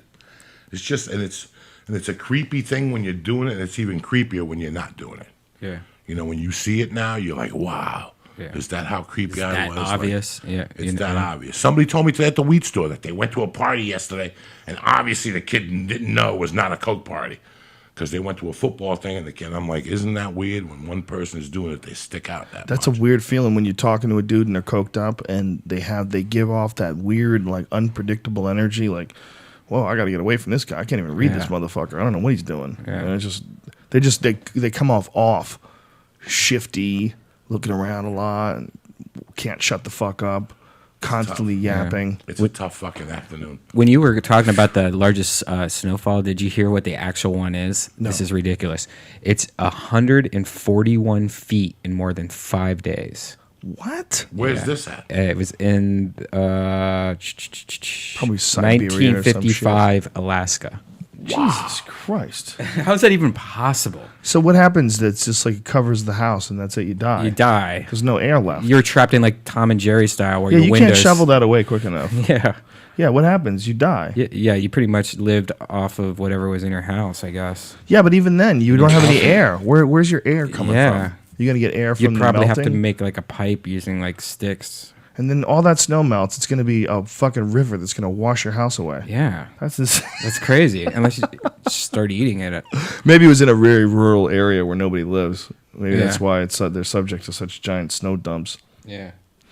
And they just had 20 feet like last week. So What? Yeah, so it's not 20 feet? One Yeah. fucking God damn. So, Jesus fucking Christ. Yeah, there's some spots in this world that are really hazardous. You could deal with some shit. That's the one thing you live in California for a little while. People completely forget. They completely forget that there's nature to consider. Like everybody's been freaking out these last couple of days. The reason why this podcast started late is because some truck flipped over on the highway because nobody knows how to drive In the rain. when it gets Explain wet. in the rain. Yeah, In the because it rain. gets wet here and everybody just spazzes out. And on top of it, the road is greasy as fuck. Because of the fact that it doesn't rain very often, when it does rain, it brings up all that oil from people's cars and tires and all that shit. and all the shit that's on the car that like everyone has dirty cars or has like Yep. this like film on the car that's, you know, And whatever. that rinses off as well. Yeah, wax and all kinds of other different Chemtrails, shit. Joe Rogan. Chemtrails. But there was so you know, I saw a guy lose it last night. I was right behind him. He's I left Scary, my isn't house it? at Truck, 3 yeah. o'clock, and I got here at 4:15. It's a 25-minute ride from my house. I left at 3 fucking o'clock. I looked at the clock as I was leaving, and it was slow the whole way. And then as I got close, I seen the helicopters. Yeah. Helicopters don't show for a little accident; they show for something heavy duty. So. Yeah, and LA is a apologies weird to the place, audience. man. There's too many of us, man. There's too many fucking people living in one place. All we need is one thing to go wrong. I tell you, man, when I was in Ohio, though, I don't give a shit because right now it's gonna be 90 degrees Thursday, and that's worth it to me. Fuck Just that one cold. day or here? No, here. Oh just- yeah, it's gonna be 90 on fucking Thursday. Yeah. I like people on the East Coast right now that call me and go, "It's 65 today and tomorrow, bitch. February is next month, motherfucker. Yeah. Call me February 15th with your fucking bikini on. Yeah, Call me exactly. February 15th, motherfucker." Call me Valentine's Day. It's definitely harder to live in a place like that. It makes life Oh, harder. yeah. It just makes life harder. Fucking the winter Ari's going to sucks. Minneapolis this week. He's That's- crazy. He's going to that house. Yeah, of, he's gangster. Mall there. He's doing a fucking scavenger hunt in the mall with edibles? So I'm going to You give gotta him a be piece of banana bread. Careful about that shit. I'm going to the Brea Tar Pits. They don't play there. It's not shorts. the same. Oh, Minnesota, they'll throw you in Yeah. jail right next to Jesse fucking Ventura. Yeah. Did I tell you, dog, I had to stop eating edibles because of that fucking surgery. Yeah, you have to stop eating edibles. Why? I had to because it just, dog, I fainted from reading the fucking paperwork. I fainted from reading the Why? initial. We discussed this before. The needles. Oh, the blood. Really? When I got to the fucking stature, what is sutures? What do you call Sutures. Sutures? Yeah. That he's gonna put sutures in my knee. I Yeah. fainted. Really? Sweat was coming out from under my titties. That's when you know you got fucking. Wow. So I said, you know what? I think I had an edible that day. Mm-hmm. And then last week I smoked a little piece of hash. And I read fucking. I went online just to prepare for surgery. I thought it would tell me what vitamins to take. And I'm reading about this arthroscopic surgery, and I went fucking down on my fucking office, bro. What exactly are they saying is wrong with your knee? Meniscus tear, a little bit of arthritis, and a little cyst from the meniscus tearing. Okay, so they're gonna extract the cyst and then they're gonna clean up the Yeah. meniscus. Yeah, that's not too bad. No, That's no, like no, 6 no. weeks, and you're pretty close to 100%. I waited 6 weeks last time I did that, and then was training 6 weeks later. So did you No ride a problem. bike or go swimming right afterward just to get your leg? Bike is really good. Swimming is decent good too. But what I like about a bike is that it's stationary, it's constant. You don't have to worry about side to side motion, and you can just do it at a light pace where you're stimulating the tendons and the ligaments and the muscle tissue, but you're not really taxing the knee. So you don't do it hard. It's basically you're doing 45 it. minutes?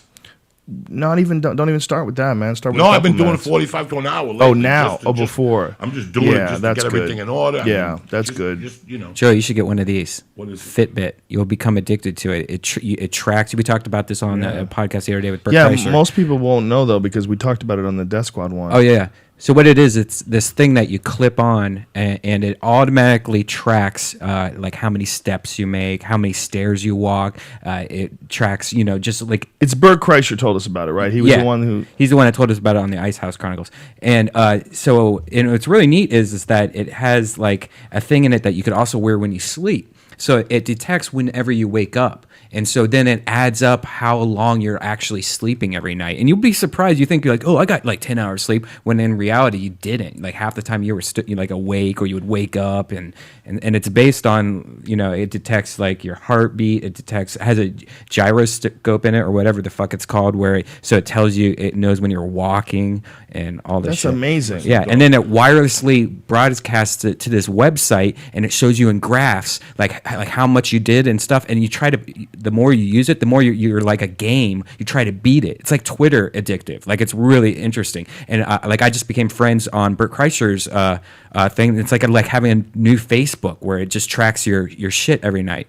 And I just did like That's a big, incredible. Yeah, I did a little review on it's at deathsquad.tv, and there's links to buy it. I'm also. gonna tell you something, bro. When that new sleep apnea machine they gave me, after the other one fucked up that time, they gave me a new one where I thought the old one was good. This new one, I could take the card out, put it into my computer, and I could tell you what nights I drank alcohol. I don't drink alcohol. I Right. can tell you now what nights I drank alcohol. Because you can see you how. can see it in your sleep pattern. That's amazing. I go for more. You got to air. get one of these I things, man. I Yeah, dry get up one. more. And then the other thing it tells you, I could even tell when I smoked a lot of weed that day. What was the difference? I'll snore. Really? If I smoke too much weed, my wife will tell you, you were snoring the other. I went by Edwin San Juan and smoked 50 fucking joints. And that makes you snore more? Yeah, something. It's probably because you relaxed. You're like, Yeah. Fuck it. Yeah, that's what it is. You're probably out there fucking cold. Brian Redband, Death Squad, number 6 on the podcast. Hell yeah. Motherfucker. On iTunes right now. Number Yeah. 6, bitches. That's Yeah. pretty Don't strong. fuck around, guys. Oh shit. Well, did you just congratulate That was yourself? the awards. That was the award. That's the link gave me in a Dude, that's high strong. five. That's from the Ice House Chronicles. And if And you Callen also. Yeah, Brian Callen show now is was just going to call it the Brian Callen show. The Brian right? Callen show, which I like. Yeah, which I like too. Yeah. He doesn't need another name. He was trying to figure out if he should have a theme, but I'm like, he's so interesting. Why box yourself in? Yeah. That guy can just ramble on about anything. You know, he's one of my favorite dudes to talk to. And that podcast we had with Dane Cook, that was Yeah. amazing. That was interesting, and that dude T.J. Miller apparently wants to talk to me about it. I would talk to him about it. You know, I don't hate that dude. I don't know him. I don't. You know, I don't think it's a good idea to go on long rants about people working out material that haven't been on stage for a year though. That's just how I feel. You know. Dish Joey, move. Joey, what are you doing? Just checking on something. My bitch is called. Listen, I don't know what it was about. I don't give a fuck. Yeah. I just Well, know if it you had don't some- know what it's about, had everybody something should to do with a know. bump See, or something. yeah, Dane Cook bumped him, bumped everybody at the Laugh Factory. Which and he was happens on all the stage. time. Well, it does happen all the time, you know. But what I said to Dane really does stand true. Like, really, he doesn't have to do that, and it's a strong move to just come on after everybody. It's a strong move to like let everybody else go on stage, and then you go on last, man. You're the big star. I agree you with know? that. And like tell everybody, like let them know, hey, Dane Cook is going to be on later. Yay! So then these guys do their time. wait. Yeah, Yeah, they'll people wait. wait. It ain't that hard, man. It ain't that hard to wait. But it's a thing that we had to experience when we were coming up. It was a constant thing. It always has been that way, especially in LA when a big guy shows up, whether it's Jerry Seinfeld or whoever the fuck it is, they show up, they get on stage. And part of that thrill is that the audience members know that if they come to the Improv, it's very likely one night that maybe Daniel Tosh will walk on stage, even if he's not on the schedule. That maybe, you know, someone they've seen on TV will walk on stage, and that's a part of the thrill. And in the stand-up comic, the famous ones, in exchange, they do these sets for free for their ability to just go on stage anytime they want. And it does seem unfair to the people that are coming up. I completely agree. You know, it's unfair, no doubt about it. I don't do it, but I understand. I understand the idea behind it because every comic has had to deal with that. The only time I've ever bumped anybody is when I show up at the club and then they ask me, "Would you like to go on stage?" I'm like, if it's not a big deal, I'll go on stage, but I don't want to fuck anybody's night up. And then they go and check and then make sure everything's okay. But if there's any drama or bullshit at all, I would way rather just go on last. Just put me on after everything's done. Like, what you can't perform at the end? Everybody is so terrified of someone strong going on before them, which is so silly because that's what you want. You want everybody last. The reason why I started bringing you on the road with me, the reason why I'm bringing Ari on the road with me, or Duncan, is because they're fucking hilarious. I went to the Improv twice in the last 10 days, and both times people came up to me that they had to leave and go do a set. Now, Yeah, they don't want to go on after you. No, I have no choice. I don't give a fuck because I'm gonna get off stage. Yeah. and you're still gonna be in the bar drinking. Yeah. I'm gonna take that bottle. I'm gonna break it over your fucking head. So before you come lie to me that you have a showcase at the store or you gotta go, just be a man. There was Just a don't lot of show. that at Just the don't store. show then. But don't come up to me and say you got to go up because your agent's here and your agent's at home eating fucking Yeah. cheese doodles.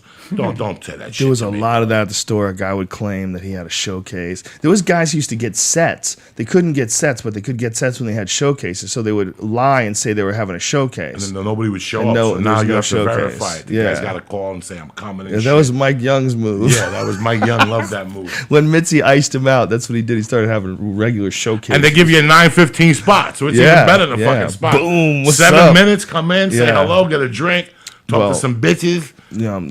That's where you see the fake it till you make it mentality. You know, when you're in the dirty stages of stand up development. You know, when everybody's scrounging for morsels, they're all trying to get on stage as much. Especially like I don't know how the fuck anybody starts in L.A. That's brutal. Brutal. I mean, Ari did it. Ari basically did his whole career here, but you know. He got love at the got store. In. He He got got very- love in. Yeah, he got in early at the store too. He Yeah, got he got stage in. time. He got plenty of stage time. That's huge, man. Because he got in like just a couple years into his career. You know, he started hanging out with us. You know, like we started taking him on the road. He was, you know, just a few years into his career. You know, It's amazing how last year I put it together. I didn't know till about 18 to 2 years ago how much I missed the store. Not the fucking dickheads, but how much I miss that type of performing every night. Yeah. And that's why I made it a note now that I always try to go to crazy places at least every 10 days. Once a week, I got to go someplace where it's unpredictable. I don't want to be in a comedy store setting. Right. Because I want that comedy store. What made me a comic was going up at 11:45 after you, Right. after fucking Tyree, after Mooney. But a matter of fact, I do miss Paul Mooney. I miss Mooney. You want me to tell you? I miss the expression that everybody gets that nigga wake up call. I really do because it's hit, homie. It hit home with me so much. homie, you know. I remember when we went to Miami, they kept saying, "Cuba, come here." Those Cubans this week got that nigga wake up call with the little kid that they came and they Remember got. that when they had that kid? They pulled him out of the closet with a Ariel, machine gun. Nariel, whatever. Fidel came right in. That governor said, "Go take him." Jesus Christ! Remember, she said, "Go Yeah. down there and take him." They went right into the neighborhood. What the with fuck fucking was that Jeeps. all about? What was that all about? Eliel Gonzalez. Elian Gonzalez. What was that all about? And now he's like a patriarch in Cuba. He's getting Is his he? dick sucked like fucking. Really? That Joker. Who's the retarded kid that had this TV show, Corky? Corky? He's like that with a bib on in Cuba in a 1950 Cadillac with tar Is he the on it. raft kid? Yeah, that's the raft kid. He's good looking now. They just had a thing. Is about that how him we got 10 here years on a later. raft? Yeah, he got here on a Yeah, raft. man. His mother died. His Oh, boyfriend. There's a pubic hair on the coke. And he was fucking floating out there on a twig, and some fishermen picked him up. Can you fucking imagine that? What is going to happen when Fidel dies? Because there was a fake Fidel died thing on Twitter the other day. People are wondering. What about the time I told Eddie Fidel died, and he was with Dana White, and he thought it was a bad conversation, so he thought Liddell died. So did you ever hear about that? So I'm at a Cuban place, and he calls me. He goes, "What's up?" I go, "Nothing. I'm over here eating Cuban food." And you know, Eddie likes all that revolutionary Right. Fidel. And I go, "Did you hear? There's a rumor going around, bro, that Fidel Castro." I said, "Fidel died." Right. She's like, "What? Let me go online." So he goes online. He goes, "Hold on, Dana White's right here. Let me ask him. Let me call you back." Oh no! He calls back. He's got Dana's online looking for my Chuck Liddell God. dying. Oh, my I go, "Not God. Liddell, Fidel. You fuck, my not God. Liddell." Oh my god! Wouldn't you want to verify that? Hold on. Did you just say Liddell? Chuck Liddell? Wouldn't you want to verify that You before you fucking call believe Dana it? White? I call Fidel, and Eddie. he thought I said Liddell. Was he on the rampage? Was he tomahawking? Who's Yeah, that? yeah, yeah. No, he wasn't Eddie? tomahawking. No, he was straight. It was like 8:00. Once that Indian comes out, No, right? once the I Indian- remember when you first started saying that about him. Oh my god! Because people don't know what that is. It's something that's in your genes or in your DNA. Yeah. That when you drink, you go the other fucking direction. Yep. When I drink, I whisper. I don't say shit. I gotta go home. Yeah. Some people drink. They Happy fucking drunk, go get nutty. fucking Drunk. fine. I mean, bro, you grew up in Boston. You really seen motherfuckers that would have 2 beers and take their shirt off in 10-degree weather and want to fight a black bar. Like, we're going down there, dog, and you're like, you're not fucking. Are you fucking kidding me, guy? You cannot do that. But there's people that drink and don't say nothing. There's people that drink and giggle. There's just some people that. Some people they're not supposed to. And be I hope they drinking. recognize it. The most important thing is that they recognize it because they think it's fun until they see it. You know, it's fun to them. Like, they just disappear. Like, how fun would it be if you stopped being Joe Rogan and went into this phase for 8 hours and then woke up with fucking scars on your neck and a fucking pubic hair on your face and a handcuff on? It is amazing to me That though you that would black people out. have such different reactions to certain drugs, you know, and that alcohol is really one of them. That's so it's I like until I met Eddie, I didn't believe in blackouts. I didn't believe in them. didn't When believe people them? tell me they blacked out, I'm like, how convenient. Well, chicks always tell you that after they Yeah. suck your dick and lick your asshole the next morning. I blacked out. What happened? You know what happened? Wait a you minute. licked my fucking ass like a savage. Hold on, what happened? I don't remember anything. Oh my God, we did that? Yes, we Rape. did. I came on your fucking neck, remember? What did you do? Speaking of rape, man, I saw that movie, The Girl with the Dragon Tattoo. Oh, you did? Holy shit, that's a badass bitch. Woo! That girl who plays it, I've never seen her before. I don't know who she is, but that girl can fucking act. That's a crazy movie, man. Woo! There's some scenes in that movie. It felt like a movie where they were trying to. It was, in fact, a book that they were trying to condense down into movie form. It was really hard because it's obviously very, Very very good book. complicated and involved. But it's it doesn't fail as a movie. It's fucking good. There's some badass scenes, but that chick is wild. Anybody man. see the Gina Carano movie? No reviews? I heard the reviews are spectacular. Spectacular, They man. said that Rotten Tomatoes gave it a 100%, which is like nobody ever sees that. I mean, that it's temporary because the cunts will come out and find out about it. Oh yeah, 100%. Wait till I get home with it and put my 2 cents online. And some asshole comes on and has that shit all over it. just because he knows that Somebody Gina I know Carano is would never very fuck picky him. and went to the movies and said that the trailer for Gina Carano, they asked me. They go, Looks wild. They go, it's fucking great. It looks great. When does the it come trailer. out? This weekend. I know it did good. I wonder how haywire it did. The one I seen last night. I heard it's badass. It's badass. That she's I heard like fucking good. the guy's like a real artist who created it. You know, he really knows what the fuck he's doing, and he really created this around her. You know, look, the world needs more ass kicking chicks. It's fun. Well, they're trying to Spices make things up. the one chick they're trying to make, and she's a bad motherfucker. The Australian chick with Kate Beckinsale.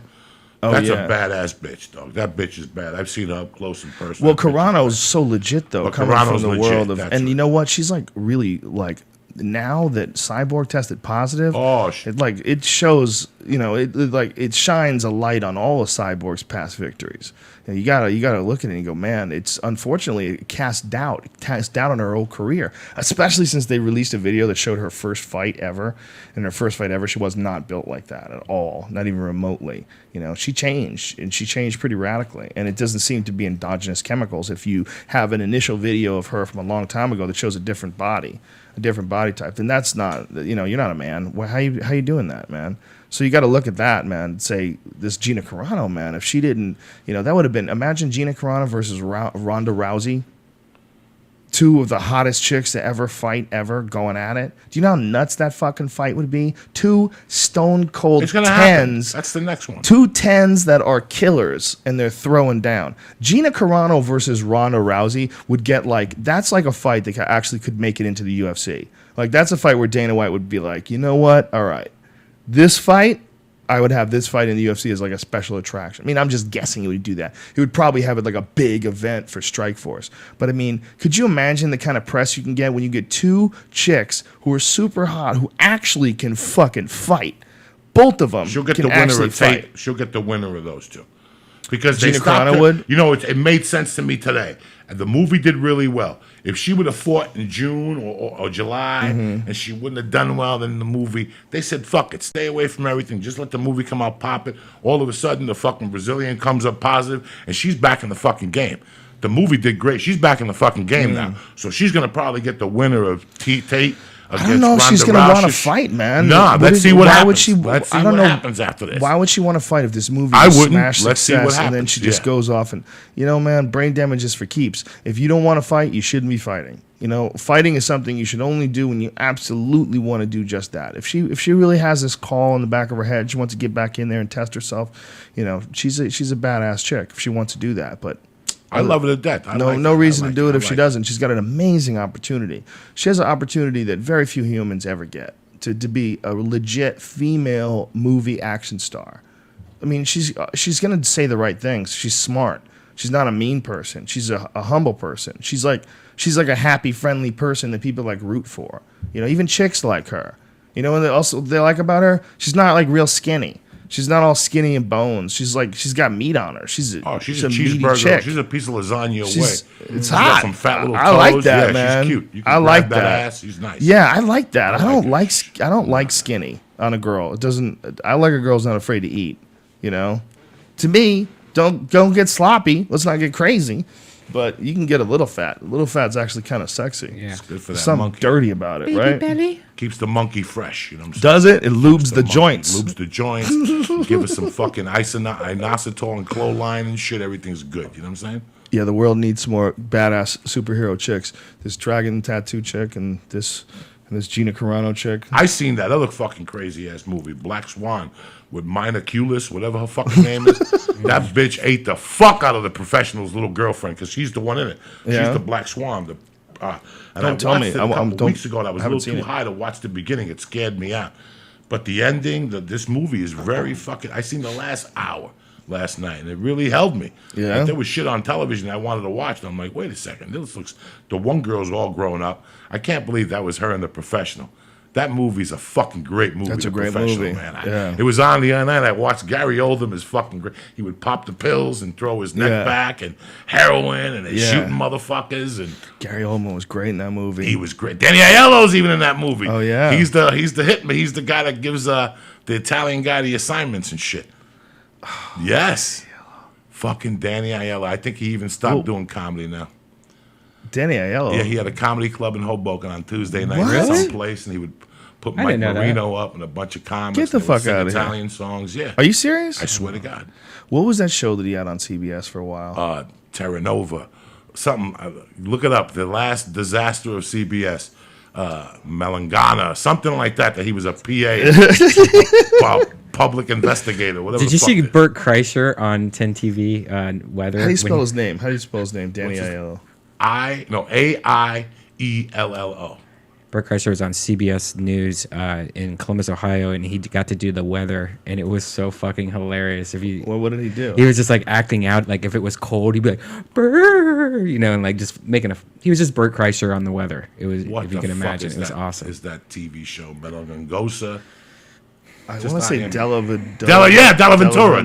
Was it Della Ventura? Yes, Is yes. that it? Look at the IMDb. I'm looking at it. 1998. That was the last Temptation of Christ. What year was this? 98. Which one? Yeah, Della Ventura. Della Ventura, when we first started hanging out in Miami, when they put his picture up at the Improv and I robbed it. I clipped it under my shirt and shit. Yeah, I kept it. He was my favorite goof for a while. I have all those on. I still have those on VHS. Sussman, when they had the King of Queens over at CBS, I got them to get me the tapes from the Della Ventura show because it was so delicious, and I would have people come over and watch it with me. We would get high and watch it like it was a comedy. So fuck it. It was a great show. He would always win, no matter what happened. This is what I remember. He had a meeting with this guy about some information that could lead to the conclusion of my case. So he's in there playing pool, and he can't miss, just fucking rocketing balls in. And the guy goes, worst acting of all time. The guy he's playing goes, hey, man, you're the best I ever seen. What's your secret? He goes, my secret? Don't miss. And there was like fights. He would get in fights, and he's a rusty old man. I mean, he's old. He's old. He's old. I mean, we're not talking about a Sylvester Stallone old, where he's, shooting fucking synthetic hormones into his body every day, and he's 64 years old, shredded. That's not what I'm talking about. I'm talking like he looks like an old man. But meanwhile, he's knocking dudes out with one punch. Pop! Like guys give him trouble. Hey, get out of here. Pop! He's just everywhere he goes. Like no one's hitting him. He's never got a struggle. Oh, he ducks? Yeah, he's dominating everything. He's just the coolest cop of all time. And it's so ridiculous that it becomes funny. It becomes really subtle. Nice. Speaking of Stallone and crazy Italians, I guess Frank Stallone's been coming back to the boxing gym, Justin's, and they can't take him no more. So the quickest way to get rid of Frank Stallone is to put rap on. Oh, really? He hates rap music. So they put rap on, like, NWA, and they have bets on how long Stallone will last. And Really? So he's in there shadow boxing. He'll look at the speakers. Then he'll come up to them and say, listen, why don't we listen to some good music? Put on one of my albums. And they all look at him like, are you fucking serious? Like, he'll give you his album. You know that. Frank Stallone gives out albums. He plays right here at fucking Malibu, at the Malibu Inn once a month. He's got the black shirt. You got to go as a goof one time.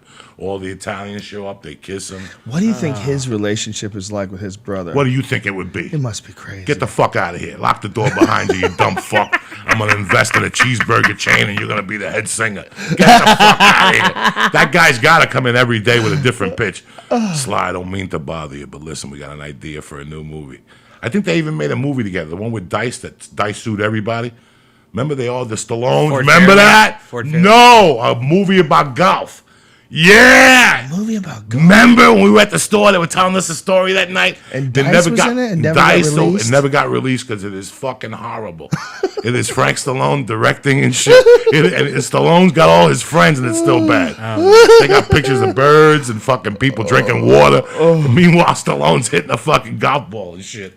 Oh my god, that is funny. hilarious. Frank fucking Stallone. Oh my god, that is hilarious. That's got to be a weird thing to have a brother that's like super duper famous, and you're just hanging on, trying to make some shit happen. That's got to be frustrating as fuck.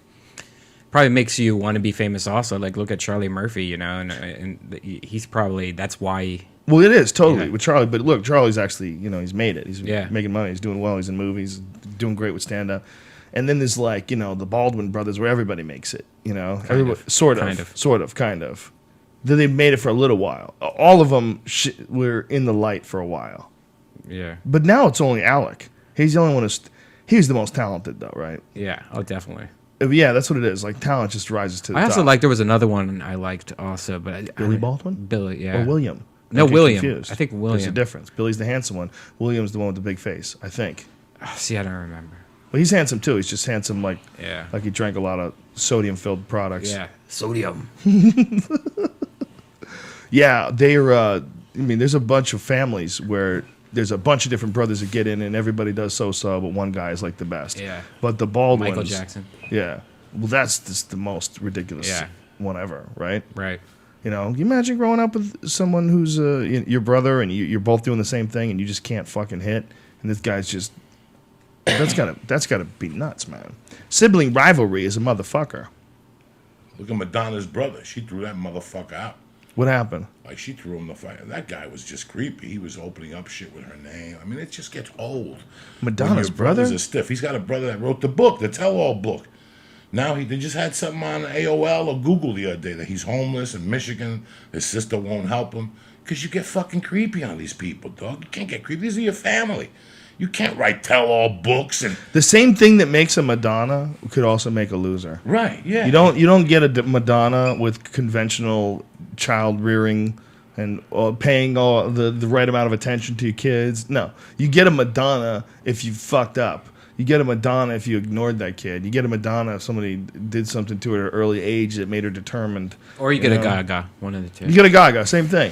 You don't get those chicks aren't. It's not easy to develop one of those. You got to give them some pain. You got to do some things. Would you rather fuck Madonna or Gaga? Right now, I'm a Gaga for sure. Really? Yeah, she's hot. Her body's hot as fuck, dude. Yeah, but Madonna's saying got you, that fucking saying you Buddhist fuck pussy Madonna and is pretty shit. badass. Not really. No. Madonna got old. I seen Madonna last Yeah. week. She got old. She's trying Not to interested. force those biceps and tell people she's a Jew. And shit. Although I did have a dream that I ran into Madonna and all of a sudden she was young again. It's amazing you just brought this up because I had this dream last night and I'm just remembering it now. It was one of those really fucking nutty alpha brain dreams, which no one will deny. If you could say you don't think that alpha brain works, it doesn't seem to affect you and enhance your cognitive function. That's all well and good. I don't know how your brain works, but you can't tell me that it's not super reliable for making crazy dreams. Because if I could take a pill that I knew for sure if I took this shit before bedtime, apparently it's not working for everybody though. A lot of people say they're not getting the lucid dreams. You know, a lot I of had people it say at they're the not getting beginning. vivid I had it dreams. at the beginning, but then I stopped having them. Really? Yeah. Well, I get them intermittently, and I never know when they're coming. But I got one last night, and it was super vivid. And last night, it was me hanging out with Madonna, and I was being like real creepy with her. I was like, it was weird because she was like actually, it was like some sort of a weird thing. Like I was much younger than I am now. I remember because I remember I had no family and no responsibility in my dream. Was it a trucker Don't stop? ask me how I know about kind this. of bar, like a shitty bar? Nope, it was in some weird fucking a booth of a club, and I'm like really close to her skin, and I'm admiring her skin, and I'm telling her, "Wow, you look amazing!" Like I'm really like blown away. And it was like because I guess I couldn't figure out in this dream whether I had traveled through time, or whether I lived in a different place. Like when was I actually 17 years old and was she actually 24? Right. And was I in 1984 or 1985 again, or was this supposed to be she rejuvenated and she's now 20 years old again and now she looks hot as fuck because she looked even younger than she looked when she became famous. It was a really weird dream because I couldn't figure out what was happening in it. I couldn't figure out if I was like, why do I feel like I'm a young man? Like, but I also have all this information in my head. It's very strange. Why Madonna too? I used to have a thing for Madonna, man, when I was young. Ew, when she had you hairy get one of her armpits. I songs thought on the way Madonna was home? hot. I thought she was hot as fuck because she was dirty. She was dirty, man. Dirty Italian. Look, when you're a young little 17-year-old savage with your hormones on full blast, like I Right. was like so excited that a girl was dirty. She's Yeah. dirty, that bitch. Yeah, she's like the original Snooki. How dare you? You're a fucking. I used to go to this club called... You're making yourself laugh. When I was in high school, I was a senior in high school. I used to go to this club called... I can't remember it now. And when I was in there, every Saturday, a girl would come in. I don't know who the fuck the girl was. And they let her sing, but I never really paid attention because he was lip syncing. Oh. They'd just play a song and she... Right. That's That terrible. was Madonna. Really? She was lip Years later. syncing back then? Back then. Well, It was a club. It was a disco, the rooftop or something. Right. And a DJ, and all of a sudden they go, "We have a special somebody come in. She's gonna sing a song," and it was Madonna singing like "Lucky Star." We didn't know. We didn't know at the time. It was like "Burning Up for Your Love" or something. When they first started having videos on MTV, and you know, for folks today that live in this day and era, this is not going to be impressive. But back then, when Madonna first started having these music videos like "Burning Up," I'm burning up, tremendous. burning up for your love. Tremendous. That's a she fucking took jam. she took what Donna Summers was doing it and was just like, took you it know to what, the- you're just not being clear enough of what you want. You're a tell you. fucking freak. Let Let me me tell give you it to what you. I'm looking for. I'm looking to wear crosses and get fucked hard. I'm looking to wear lace and get I choked. know that you want me, But but you you can't can't let let go. go. Come on, let's let go. go. Bow. I'm burning up, Burning up for your Ooh, love. yeah, I'm burning up. And she was sexy. Fucking as tremendous, fuck back tremendous. then. She had that dancer body with a little plumpness to her too. You know, like she was eating well for the first time in her life. God damn. Do you she was remember hot. when Desperately Seeking Susan came out? If she Yeah. walked the street, she'd Yeah. have a million fucking people. Yeah, people don't even That know was what like a big star she 85. was. Nobody She was like a remembers. female Michael Jackson at that Yeah, point. in and time. Michael Jackson had been there with Thriller Yeah. in '84, and they had to close Manhattan. Yeah, people When I don't think they are don't really know even they- aware of how big Madonna was at in one point in 85. time. You know, She was True Blue, gigantic. True Yeah. Blue. Yeah. The second one is like a Virgin, which Yeah. is good. That's a great And one, True too. Blue isn't that fucking good, but it's got a couple. It's got You Abandoned Me, Love Yeah. Don't, an old jam. Bro, do you know what I put on Twitter that I thought of you?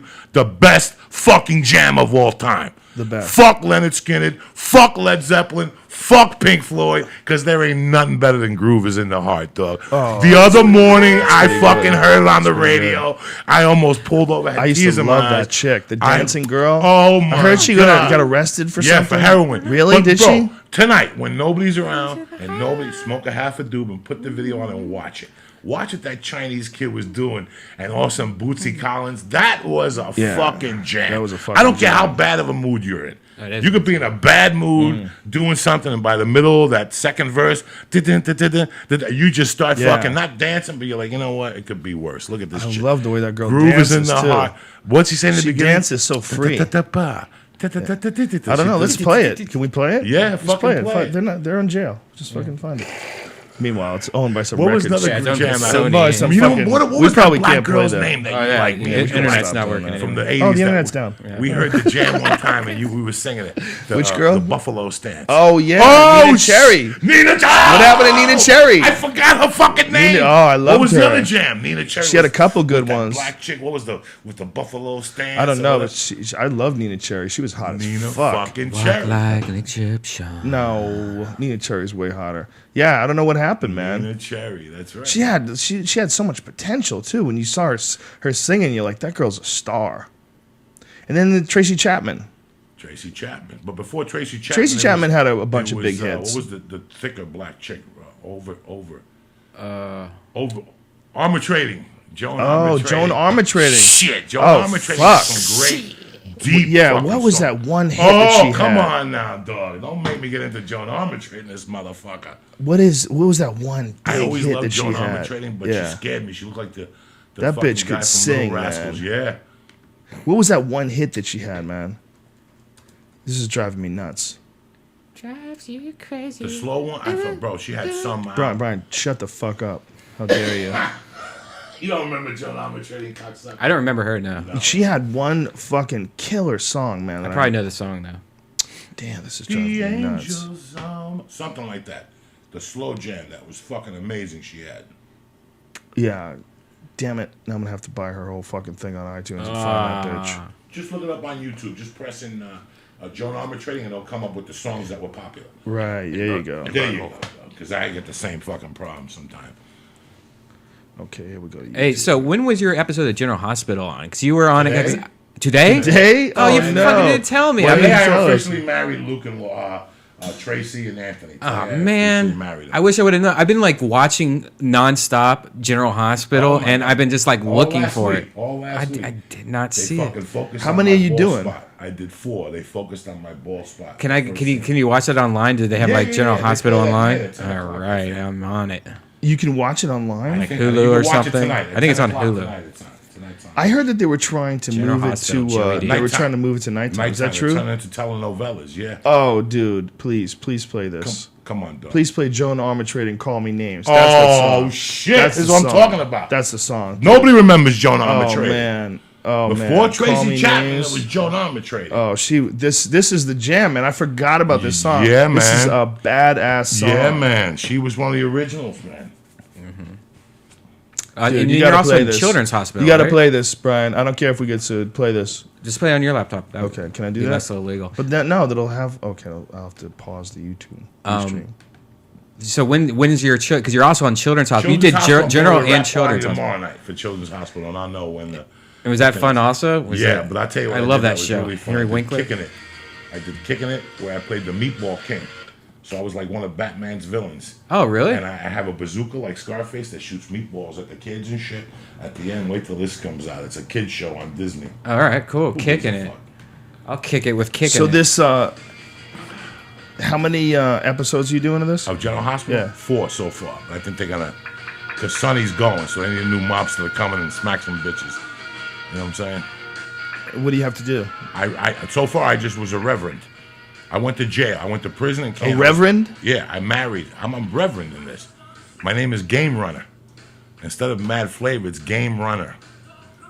Gay follow runner. me? You're a gay Game runner. Game Runner. Brian, did you lower my volume? No.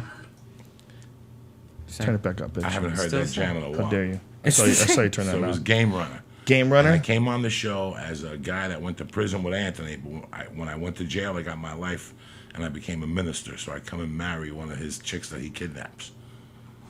So he straight up kidnaps this chick, and I marry him on the show. Do you have any scenes with any hot chicks? Do you wear eye the patch? blonde is cute, yeah. The blonde? Yeah. But I didn't know. Like I watched for the first time. They got black people on General Hospital. I didn't know that. Is that shit. shocking to you? Yeah, it was very shocking to me. I didn't even see them. Yeah, they there. passed that law in '99. Did they? They're gonna put brothers on Yeah, it's- fucking soap operas.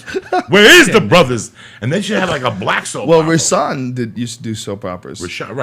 Rasan was in what was he in? Like General Days of Hospital. Our Lives. was he in General Hospital? Yeah, something like What? that. I thought he was in I Days. think it was Days. Well, whatever he was in. Catch and Payla. He was For a long on. time? Yeah, Rasan's talented, man. That who Hanato Ranja. Yeah. You know, for people who don't know, that's a fun, hilarious comedian. All that there's like all these videos of me arguing with a crazy Brazilian jiu-jitsu guy online. That's my friend Rasan, and he's an Eddie Bravo brown belt. He's just an actor. He's this character that he does, and every now and then he'll want to confront me about some things and get into this big long argument. It's like Eddie thinks it's hilarious. He loves doing it. So Eddie's Eddie 6'1". sets it up all the time. But his actual name is Rasan. And he's hilarious. And how funny is it that Rasan's father was my first karate teacher when I came from It's Cuba? amazing. So how's that circle fucking flow with Eddie and the amazing. whole thing? And it was like a black. Rasan's such a great guy. Listen, bro, and we have to get Rasan to tell you the story about his father's karate school. Yeah? His father's karate school was like on 100th Street in Amsterdam. It was black. It was painted black. The walls were black. The gis were black. Black was beautiful. It was 1970. You got a fist, Goju. You got a fucking fist that said Goju, and you got this thing on the back in Japanese letters. Let me tell you what he used to make us do, Hassan's father. He'd make us run to Central Park barefoot with the fucking karate uniforms on. Whoa. You don't know how scared I used to be. Run barefoot on the street? Run. He'd make us fucking run with Barefoot. the gis on. What if you saw to broken Central glass? Park. He didn't give a fuck. That's what toughened you up. I remember one time his Rasan's father kicked me in the fucking Damn. stomach when I was about 6. You know when the air comes out of you for the first time? It took me like a Yeah. month to go back to karate. But he was a good guy, bro. He taught me a lot of good shit. My first karate teacher, Joe Esposito, who's now the head of he's one of the big guys at the Massachusetts State Athletic Commissions. They regulate mixed martial arts.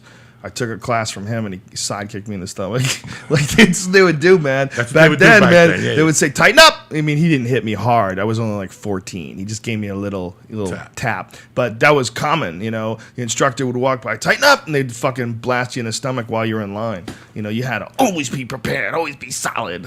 Remember You know? when the Koreans came over to teach Taekwondo and they'd walk around with a stick? Oh yeah, And they'd man. hit you in the back of the legs if you giggled. and Koreans shit. were like super Yeah, strict, super strict. But because of that, their team was fucking monstrous, man. The Korean national team for a while until the Americans got real good at it, and then there was some other entries from other parts of the world that were like really high level. But for a while, the Koreans just dominated Taekwondo tournaments, and a lot of it was the high level training and the discipline that they had. You know, they took it seriously. seriously. Now man. you can't hit your kids no more. You can't try. I had a too friend. My hard. friend was going to med school.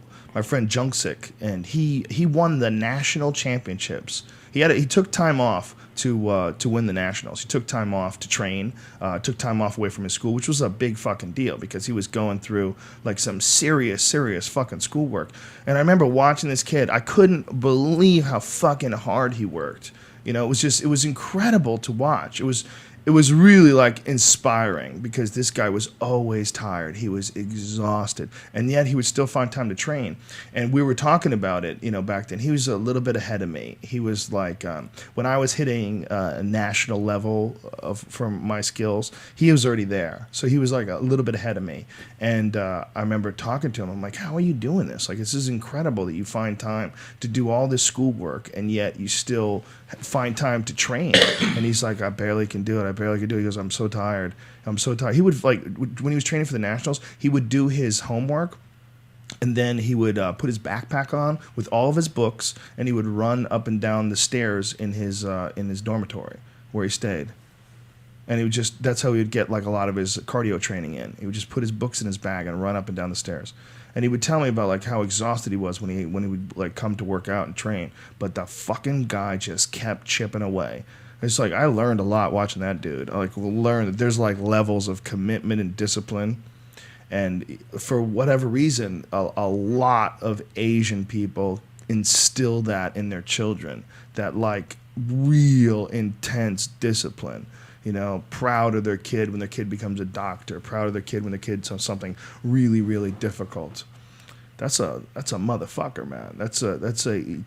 To have like that high expectations of yourself. You know, you're really setting yourself up for a very stressful life. And I know he eventually stopped competing because it was like too much, you know, to do that. And he assumed his practice, you know, to become a doctor and, you know, and his studies to become a doctor.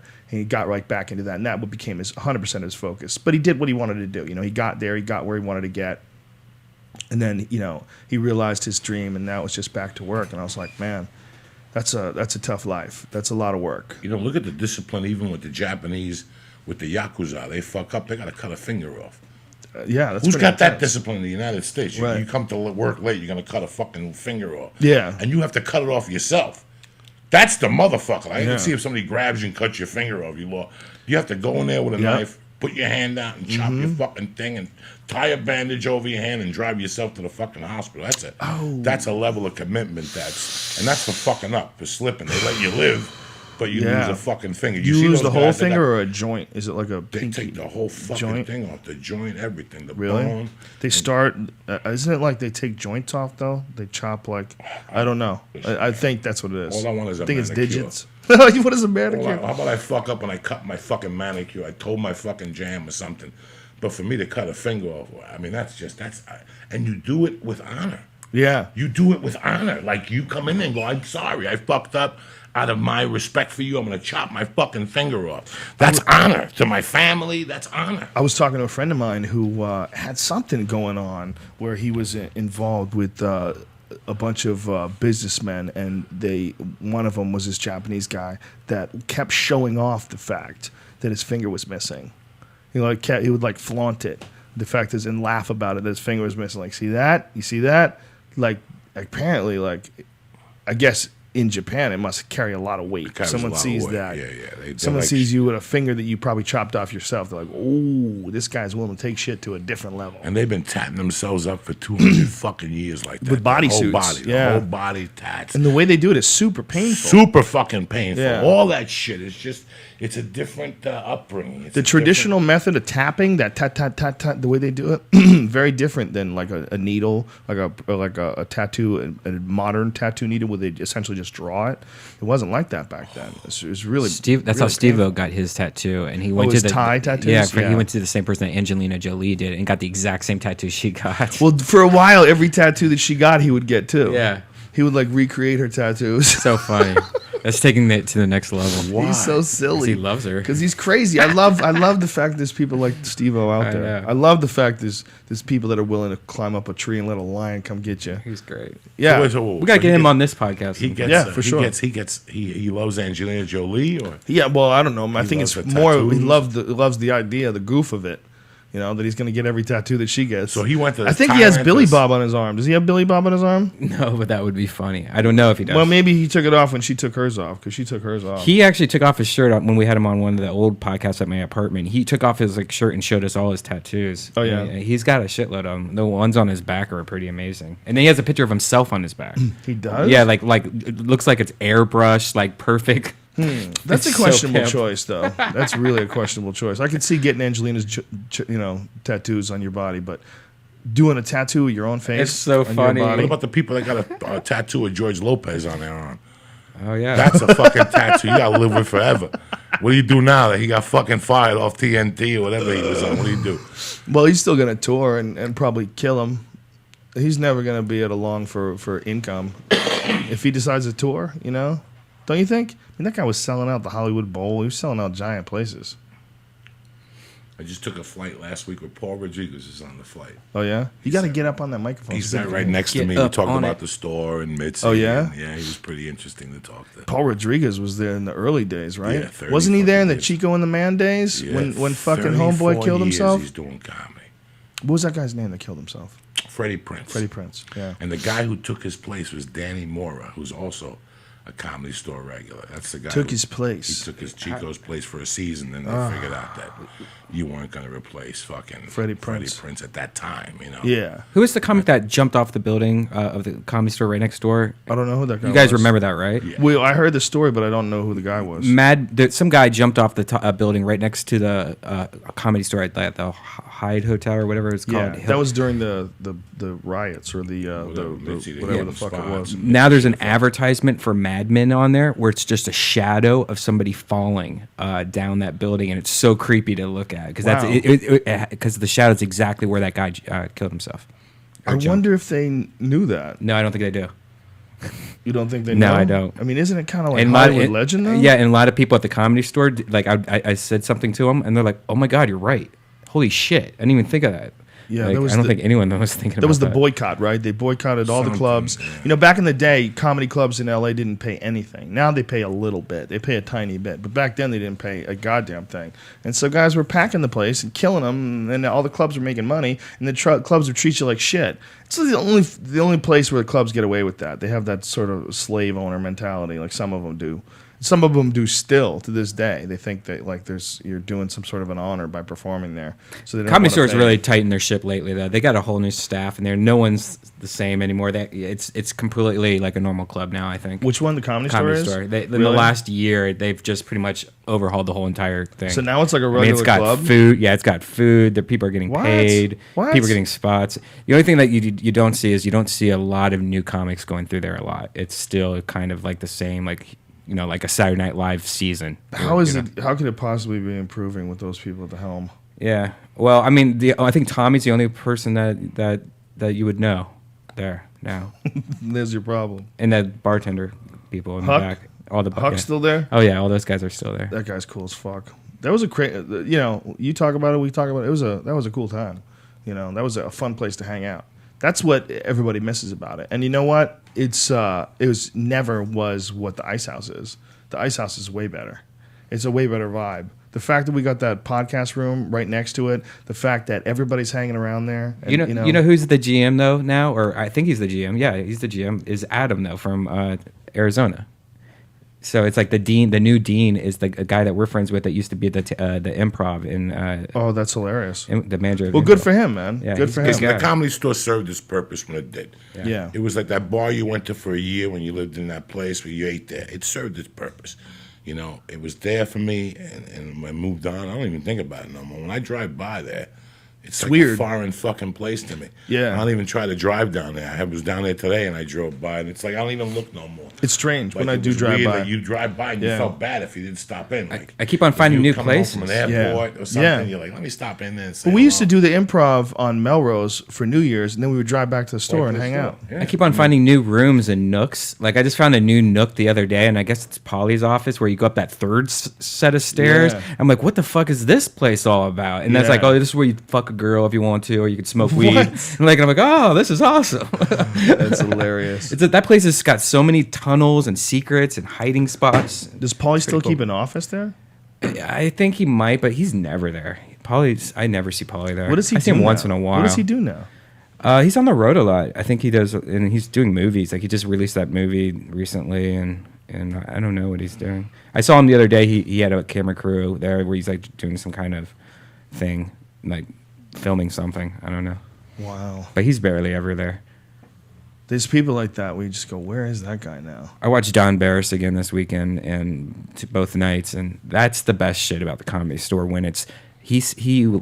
I think I got there at like 1, and we didn't leave the Comedy Store. Don didn't finish until like 4 a.m. He got off stage. I mean, that's Wow. awesome. You know, no comedy club stays till 4 a.m. Yeah, that club is pretty nutty. I mean, we had some crazy things happen in that place. Yeah. Especially that original room, man. That original room is just that's a heavenly body, you know. Yeah. That's a place there's more energy in that room, there's more history in that room, you know. Than in mostly really any club in the country. Yeah. Keeps you in check, that room. Yeah. Always keeps you in check. You could be at a weekend place all weekend killing. Monday, you pull up to the Comedy Store, you think you're bad to the bone, and you get not a fucking laugh. There's always drama Checks you. and It crazy always shit checked you. happening. there, Yeah, too. well, there's no one's ever like quiet in the audience. It's Yeah. always fucking chaos. There was a girl Friday night, and she was definitely a hooker. That she was just sitting there using the patio. A lot of hookers sit at the patio because they can there's a patio in the front that's outside where people walk back and up and down Sunset. So a lot of the hookers just hang out at the patio, and they look like normal girls at first, but then you realize what they're doing. They're just using the patio. How hot are they?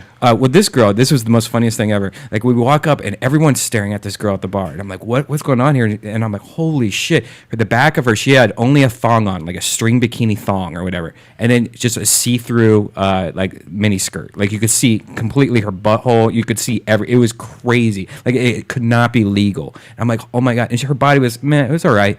So I was like, holy shit, that's awesome. What's going on there? And he goes, dude, just relax. Wait till you see her face. And I'm like, oh fuck. So I go there, and it was like facial hair, acne. I mean, it looked like a Mexican dude in drag. Her face was just. So was it a guy or was it No, it was just a very monster? unfortunate monster that decided to wear, like from behind, it looked awesome. I mean, I wonder how much she works. But we asked if we could take a photo, or one of the comics asked if like, can I take a photo with your butt? You know, because that's how crazy it was. And she was like, $20. Immediately she had a price for it. 20 $20. 20 fucking bucks. It's like, you know, when you take a picture with Spider-Man over at the Hollywood Bowl, at least you're supposed to, or Hollywood Boulevard, at least it's a donation, And I'll right? tell Yeah, you it what the has to be, like, craziest on thing of the Trump story is that why would a hooker go to the store and try to get money where there's so many other hookers that go there to suck a dick for free?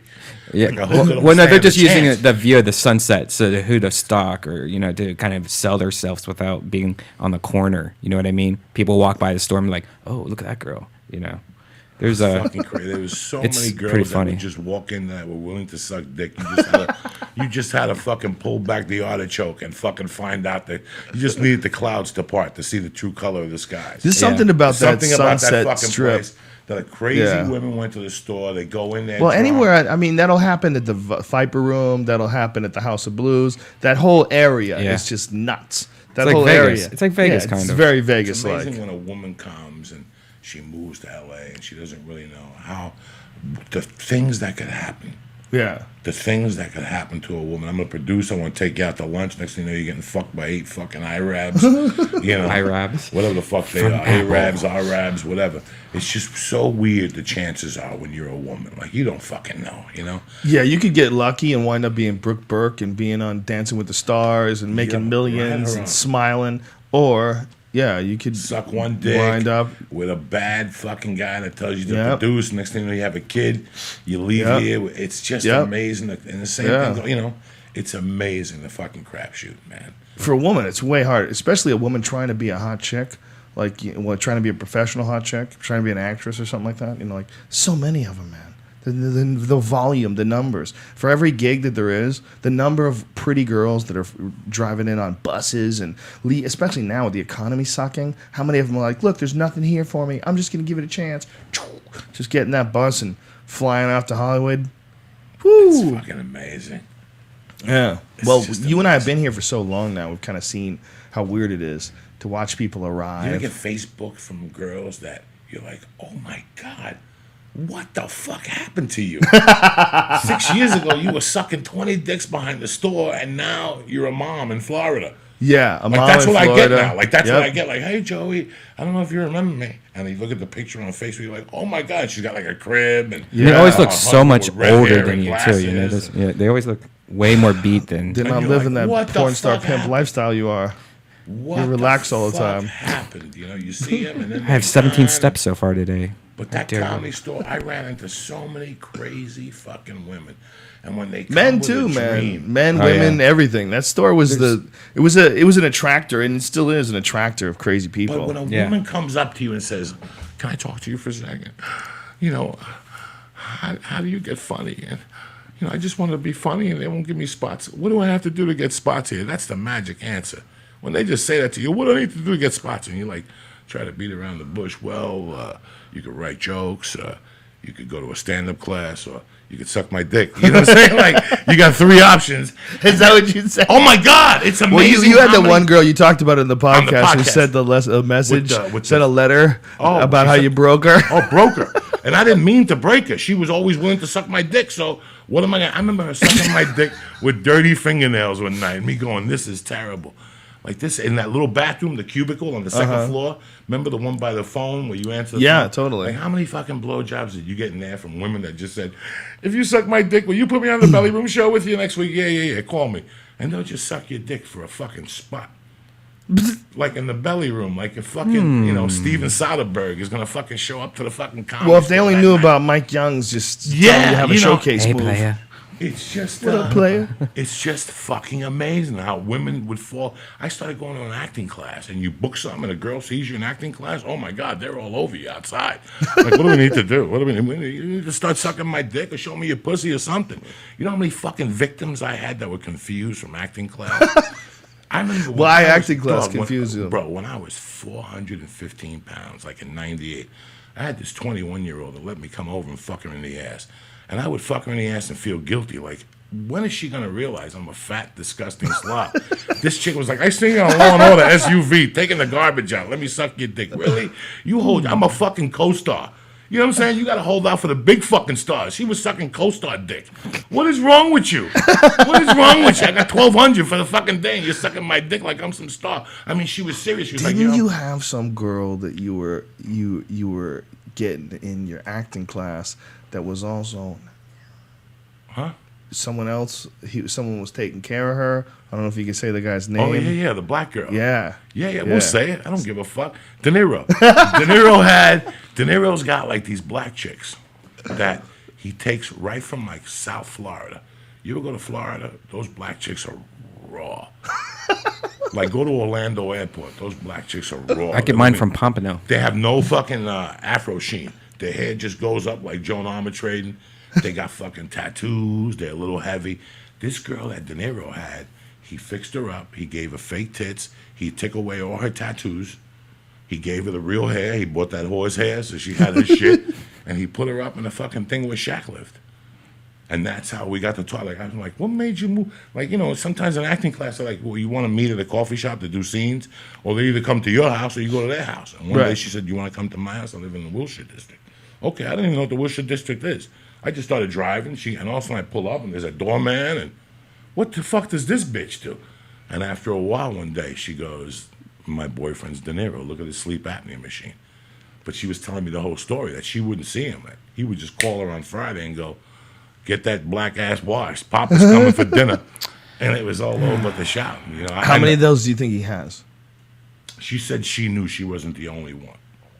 That's beautiful. And so they just there was a no questions asked sort of a policy. No questions asked. When I come to town, That's trim the way that- to roll. Trim that. Well, that's buck- why he's been damn. rolling for a long Trim time, that right? buckwheat for years because Pop was gonna whistle Wow. into that fucking cave of death. I mean, that's why he's got to keep doing these movies. Yeah. He's doing. Especially those bad ones. He does some terrible ones all now. those bad ones now. But I think They're all now bad he's- now. I think now he's too old. And his original settled wife, down to, Tukey, like, just having girls on That's Van his Nuys. original wife, Tukey, the heavyset black chick. That's kind of cute. If Yeah. you see her, you're like, at least she's got some pizzazz. But Yeah.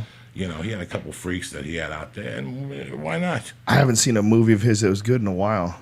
It's unfortunate when you think about it because he's the greatest actor of all time, in my opinion. One of them. I shouldn't say the. Gary Oldman's a bad motherfucker, too. There's a lot of guys that are bad. there's a Russell lot. Crowe's a bad motherfucker. There's a lot of bad motherfuckers. But you go back to like the Raging Bull days or the Cape Fear days, Robert De Niro was a motherfucker.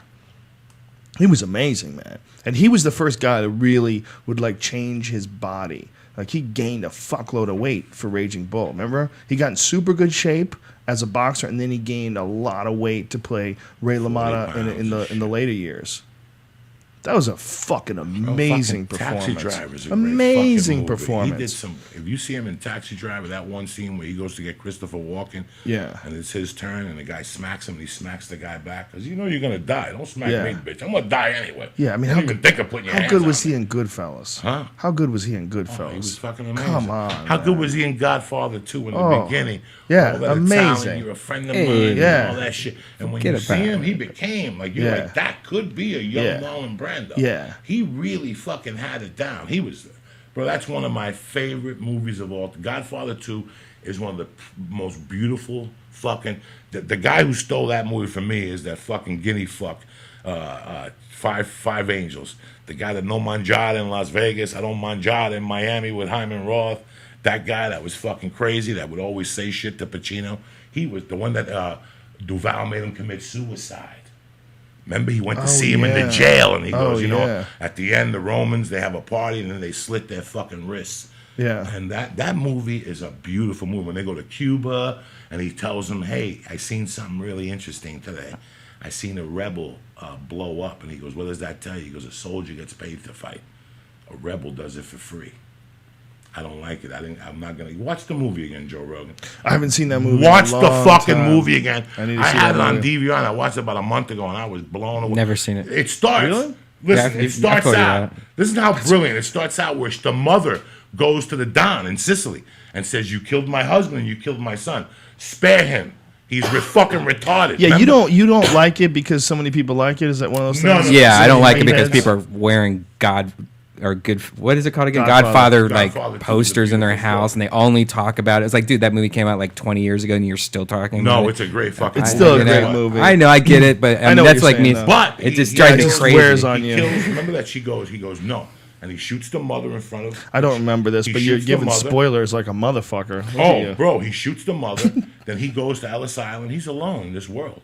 He's fucking retarded. He had yellow fever when he came from Italy. I don't remember and he went this. into this neighborhood. But the whole movie's when he goes back to Sicily. Like after he becomes Vito Corleone, he's got the olive oil company. He goes back to Sicily to get the guy who kills his mother, his father, and his brother. And he goes up to him. And he's stabbed in the stomach. Right? Oh, Cut and his he goes, stomach open. "Estabate," and he fucking rubs his blood on his shirt. That's fucking acting. Yeah. Think about that scene. He goes, talk a little closer. I can't. No, but you get no play. And he goes, really, motherfucker? This is the thing, and this is for you. And he stabs him. Then he wipes the knife on his fucking shirt. You motherfucker. You motherfucker killing my family, bitch. He went back to the boot and took care of business. It was a good movie. I just don't remember. I remember that. I do remember that part. The same people that like these movies always have like their ringtone is somebody in the Rat Pack also. You know what I mean? Like Dean Martin? Like Dean Martin. No, or, I don't like the yeah. but I like Is that. that what Frank Stallone likes to work out to? Yeah. No, he listens to his own music. No, he doesn't. Yes, he'll Does he come try in. to put it on at Justin's? Yes. like And being what a- he does is What an kind of album- music is he singing? An album of covers. Is it good? When the shark bites. I need this. Whoa. I need for you to sing this fucking song that That's- I've heard 30 million fucking times. Yeah, that's not necessary at all. No, that's like a Right. Peter Lemongello album. I don't need that shit. in my Peter who? fucking- Peter Lemongello was the biggest scam of all life. Peter Lemon Peter Joe? Lemongello in the 70s, his marketing group wanted to try something. And they took a fucking guy. His name is Peter Lemongello, good looking blonde guy. Took his picture and went on every station and said, get the greatest hits of Peter Lemongello. Nobody knew who Peter Lemongello was. Who the fuck's Peter Lemongello? Right. But those are his greatest hits. Buy the fucking thing. He sold like 1 million copies. Nobody knew. What? It was an album of just covers. Him singing "Merry Christmas" and "Silent Night." Peter Lemongello. He was one album made him in the 70s. If you went on TV, think of the mass marketing, how much it's changed. Think of the media marketing, how much it's changed. In the 70s, a guy would go on TV, the greatest hits. They didn't have that much time. Right. So you went bananas. Well, how about when they tried to sell that dude who was playing the flute? The pan flute, master of the pan flute. Yeah, they remember did. that? What was his name? Zamfir, People master would of the just pan order flute. shit. Like, greatest hits, get the fucking greatest hits. It's amazing that has any effect on you at all. You're sitting at home, slackjaw, and there's a dude playing the flute, and you're like, the fucking pan flute, I gotta get that. I gotta get that album. That sounds so fucking. You know, Britney Spears sells 10 million albums. Somebody's buying those. It ain't you and me, but somebody's fucking buying those. Yeah, but at least that's like pop music. You kind of get there's a lot of dumb teenagers out there. It sort of connects with the type of people that want frivolous dance music. But I don't get the pan flute. There's a bunch of dudes like would do like different master of the right. Yeah, like they sell them like in meditation places. Also, I've noticed. Do they? Yeah, like, Zamfir? yeah. I bet a lot of dudes are pissed that he got that master of the pan flute contract. Yeah. Because, I mean, how many dudes are playing the pan flute going, one day this is going to pan out? The only guy it panned out for was Zamfir. Zamfir. That's it. Now, what's the flute when you pull the thing? Trombone? Kazoo. Oh, no, is it slide different? whistle. Slide? What's the Slide whistle. Is that what What's it the is? fucking thing that It's you the thing pull that out? Russell Brand probably plays in his home land. Russell Brand. Why would you say he plays a slide whistle? Looks like he would. I'm sorry, I'm just bitter with him. You don't like Russell Brand? No. Is it a Broke Katy Perry Perry's thing? heart, bro. Is that what it is? You're Yeah. upset about that? Yeah. Really? I'm upset. Why? Are you a fan of Katy Perry? I love Katy Perry. If you had a chance, would you be with her? Of course I would. Do you love her? I want to marry her. So you upset at Russell? I, Obviously, it didn't work out. yeah. Yeah, but don't get keep it fucking together. married. Russell Brand. He's also a chin supposedly- fucker. He's English. His dick smells like shit, probably. Yeah. You know, he's got fucked up teeth, and he's trying to fuck her in the neck. That girl's a 26-year-old girl from fucking up north, bro. Yeah, she's She a good barely grabbed girl. the You cock. have a good girl and you treated her bad, man. Yeah. Is How that do what you- it How do you is? have that How do you delicious know he- Katy How do you, Perry? how do you not Maybe know she that didn't suck dick. she's Maybe she didn't fuck she's a good. fucking singer, man? Yeah, she's she's a a singer. famous singer. It's like How do you a know fucking she's not female comic. crazy? Yeah, it might be just like a female comic. She just wants to talk about her songs all day and her she's fucking awesome. publicist, and maybe she's nuts. You don't know. She comes in and puts that song on in the morning. Don't and play shit. that role, Brian. How dare you? He uses the word telly still. Telly? Yeah, come on. I like when they say proper. It's a proper, I love proper Russell Brand, restaurant. but he's an animal. He's a proper fucking fucked. animal. Telling people he's 30 years old. He's 50. He's fucking 50. He's been sucking in fucking 50 fucking years. You know what he did to that poor Is he girl? 50? Look at him. Look at him. You gonna tell me he's 34? Really? On what fucking planet is Well, he that did guy a lot of 34? drugs. He did a lot of drugs. He's a freak. You can't. Nothing bothers me KD, come more- here, KD. Nothing bothers I me when liked these him in celebrities Arthur. get together. You like what? You I like liked you him in watched Arthur. that piece of shit? Wasn't Why don't that you watch bad? the original You one? liked him in Fuck that. Arthur? I've seen the original one. The original one's great. There was no reason to original one is remake fucking that good. one. The original one's I just great. call it Life No, and there's Elvis no was reason to the make show. it, but they did a pretty good job. It was a good movie. It's not Is he bad. the same exact character that he's in every single Yeah, movie? pretty much. But that's okay. So is fucking Jason Bateman, or not? What's his name? What the fuck's his name? The guy from the balding guy from England, Justin. Oh, What the fuck's his name? We gotta talk about something. God damn, the mechanic. The Don't fuck's his even name? get- Jason. listen. Jason. Jason Stewart, Statham. whatever his fucking Jason Statham. Sorry, All sorry. right, so the other night, Sorry. about a month ago, the mechanic is on. There's nothing Get else close, on. Mike. And I said to myself, you know what? How can I put down a movie I haven't seen, and let me just take the Charles Bronson notion off. It might be a good movie. Right. Are you fucking kidding me? Did you get mad at it? 15 minutes in, because that's the beauty of the mechanic. If you watch the original Mechanic, it's the beginning. It's the longest dragged out scene of all time. It's one of the best hits you'll ever see on film, where he breaks into the guy's house and puts the sleeping T-pills in the thing, and what he does is he puts the gas on, he shoots it so it looks like a fire. Right. He did it and that's what I told people, that the Mechanic wasn't about a guy blowing up things, it was about a 51-year-old hitman that has to use his traits, and he did everything. He didn't want it to seem like he was shooting you. He wasn't a fucking act. Right. You know, if he would look at your medical records, if you had a weak heart, he'd shoot at your legs, so you would have to run. That's how he killed Jan Michael Vincent's father in that movie. I watched that thing with Jason Strand, bro. No. 15 minutes, it went right off. It was a little too stylized in like the fight scenes and shit like that. And the kid like that slow played Jan motion Michael Vincent was body trying slams. too much. Jan Michael Vincent was a cool motherfucker walking into the room. Microphone. Charles Bronson was a cool motherfucker walking into the room. See, I think that guy that played Jan Michael Vincent's role is a good fucking actor. He's a great actor, but he overdid the role. Really? Yes, the role wasn't for a kid that was crazy. It was for a kid that was spoiled. Two different venues. Well, maybe they played it crazy in this movie. No, when you're spoiled, when you're a spoiled kid and your parents have a lot of money and you're spoiled like that, that's what he was. You know, he was a badass in 30 Days of Night.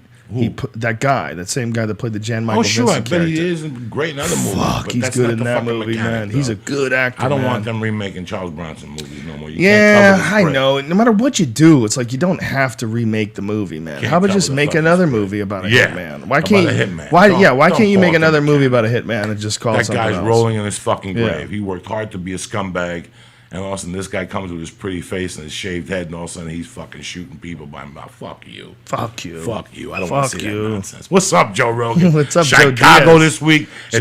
Italian beef sandwiches. It's going to be off the fucking chain, bitches. The only tickets that are left, folks, are nosebleeds. Are you serious? Yeah, that's it. That's all that's left. People know the way back. I guess it's a giant place.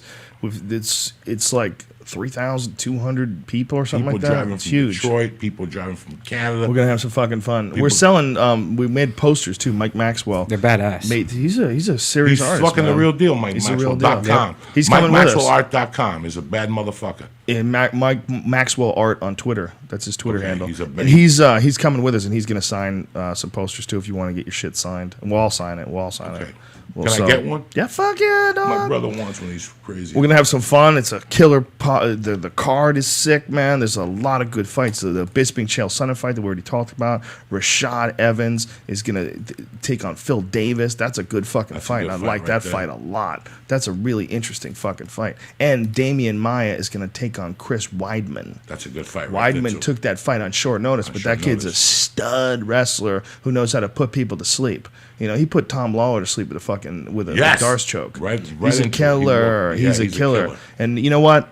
Matt Serra is a serious jiu-jitsu coach. You know, a lot of people don't remember that Matt Serra was, at one point in time when he was competing in just straight grappling, was right up there at the top of the fucking heap. He won a decision over John Jock Machado. You know, I mean, he submitted a lot of fucking really good dudes. Serra was a killer in just straight jiu-jitsu back when he was, you know, only competing in jiu-jitsu before when you get into mixed martial arts, of course you have to dedicate so much of your time to striking, so much of your time to conditioning, so much of your time to doing all these different things that, you know, your jiu-jitsu game, it doesn't get to express itself the way he's getting involved in a lot of stand-up fights, and you know, it's sometimes dudes like one guy just will take you down and hold on to you. It's you don't get to see it as if like it was a straight jiu-jitsu match where one guy's only trying to submit you and you're trying to submit him. Then you get to really see a guy's jiu-jitsu. And Matt Serra has some fucking top line jiu-jitsu. His jiu-jitsu is really tight, man. And you know, to have a guy like him teaching a guy like Weidman, you know, a guy who's already fought MMA many times, won the title, you know what I mean, fought some of the best guys. To have him teaching Weidman, you get a stud wrestler, a guy who has beaten, I believe he fought Phil Davis or rather wrestled Phil Davis and beat him in a straight wrestling competition, which is fucking crazy. That's crazy. Davis is an amazing wrestler. So Weidman, a killer wrestler, and then on top of that, he's learning submissions, and on top of that, he's just tough as fuck. Tough as fuck, yeah. And he's all crazy with Jesus. He's another one of those dudes. Oh, just that's always crazy. loves That's always Jesus, great. and he's like super religious, and he's got Jesus that. and jiu-jitsu walk hand in hand. Yeah, well, they get that mad belief in themselves. There's something to be said for that. They used to scare the shit out of me when I used to fight like religious guys. I used to think that religious guy, they always made me nervous. Like they had like a kind of confidence that fucking spooked And me. you can't beat them up because you feel like they got the inside track to Jesus, so you're gonna fucking burn for an extra fucking week. I wish you could come to Brazil, Joey. They start burning. You gotta get a beavers. passport. They start fucking. You gotta get a praying and passport. shit like that. Fucking Tebow had the whole country confused with the Christianity and all that. How's that working? Did the Denver, are they still in it? They ran into Pontius Pilate. Who's Pontius Pilate? The motherfucker from New England, Tom Brady, dumped his bitch when she was 6 months pregnant. Who does that? And not just dumped the bitch, dumped a fucking hot bitch. And then jumped on the thing with Brit. He put the thorns on Tim Tebow's fucking head last week. Then this week, Ray Lewis went up there thinking he was going to the Super Bowl, stab somebody else, but he had to fucking stop him up there too. They didn't cover the spread, but they undercame. That poor kicker. You see that kicker last in the Patriot game? Is that what it was? No, it was the Giant game. What Giant happened? games. This Got clobbered? This kicker didn't know he was supposed to go up or something. I don't know what the full story is. So at the last second, he had to like run and kick the ball. You know, like he was like on the sidelines. They couldn't find him or anything, and he missed it. And I think that was like the kick that made them lose the Super Bowl or something like that. Oh my God! You got one job to do and you can't. Yeah. do You it. know, I was looking at that Tom. He looked like suicidal, and like fans were like, "We didn't say anything bad to him because he looked like he was suicidal." It's like what some of the quotes were saying. Oh. That fucking Tom Brady. Poor He's a guy. super athlete, bro. Is he? Looking at him last week, yeah, he's a white John Jones. Really? He's 6'5". I didn't know that. I was looking at him last week, and his gift is his hearing. He lets them come around him and swat at him, and all of a sudden, this fucking thing you don't even see it. Like if I was him, I'd go into MMA because I just hammer punch motherfuckers. With my right hand. That's all I would do. The Tom Brady hammer punch right from here. Ben, you want to take me down? Go ahead. I dare you. I dare you to go for my fucking thing. I will hit you with a hammer punch that will crush your fucking skull. Joe, they're putting their hands out. He's so tall. He stands in the pocket. He don't run. He don't move. And he just watches. And all of a sudden, when that dude's about, boom, that fucking thing comes out, man. And that motherfucker, I mean, he made me a believer a couple of years ago. But I was looking at him this week. He's 6'5", bro. He ain't no fucking joke, that dude. When you see the guys around him, he's fucking tall. He's a big motherfucking strong. I was watching him. He's got some kind of blood. He's eating that Brazilian chick. That's got to give you something. Does that help? What's that? Eating a Brazilian chick? That made him a little crazy because she's fucking got to be crazy. If I was Giselle Bumbaze, whatever her name is, I did that Taxi movie with her. She was on the set. I looked at that bitch's ass. That bitch was a 10, dog. There was no cellulite in her future. Do you understand me? Like her thighs have no cellulite in her future. Cellulite. She's never going to have that big Brazil. Nothing. She is mint. Her monkey tastes They like pina rubbed her colada. when she was in the pussy. They rubbed her with fucking cocoa butter or whatever the fuck they do. That bitch is banging. I did Taxi with that bitch. She was in a plane with us, and when the plane landed, they rushed her off into a fuck. security cart and took her away. Fuck yeah, you gotta guard that pussy. I was like, They put that pussy in a box year round. They gotta have a lock and a key and Flashlights. You gotta press it. Concur. You concur. Open it. You gotta let the air out of the monkey, then take the cage out and defrost it. That pussy's the real deal, dog. what's next for you, Joey? What's going on? What do you got going on you want to promote? I'm with you the Because next Chicago. 2 weeks. I got the fucking Yeah, surgery. we're doing two Chicago, two Las gigs. Vegas, Well, yeah, House of Vegas, February 3rd, House of Blues. Half sold out already. Get in on it. HOB.com. Yeah, you can find it. Just And my Google, CD Google sound it. like a motherfucker. Yeah, what is the Steve CD? guys on What- Twitter. It's either you or the priest. $5 on payloads. Fucking killing them. How do we find it? How do people Just find go it? to payloads.com. Payloads. Payloads with a Z.com. LOADZ. That's it. You have to pay with Payloads.com. loads. Yeah. What are you going to do with all the loads? Payloads.com. And I tell you what, it was one of those, when I've never fucking been good at taping anything. Right. And I've come to terms with that. So what I did was I just bought one of those things and took them with me to a month of gigs. Yeah. Didn't say nothing, just plugged them into the boards. Really? And I got a set that was so fucking good. And I got and in the middle of one of my sets, because I was telling a true story, I go, it's either you or the priest. And Felicia, I told Felicia, and we went to a church while they were doing the church service on Sunday on Lancashire.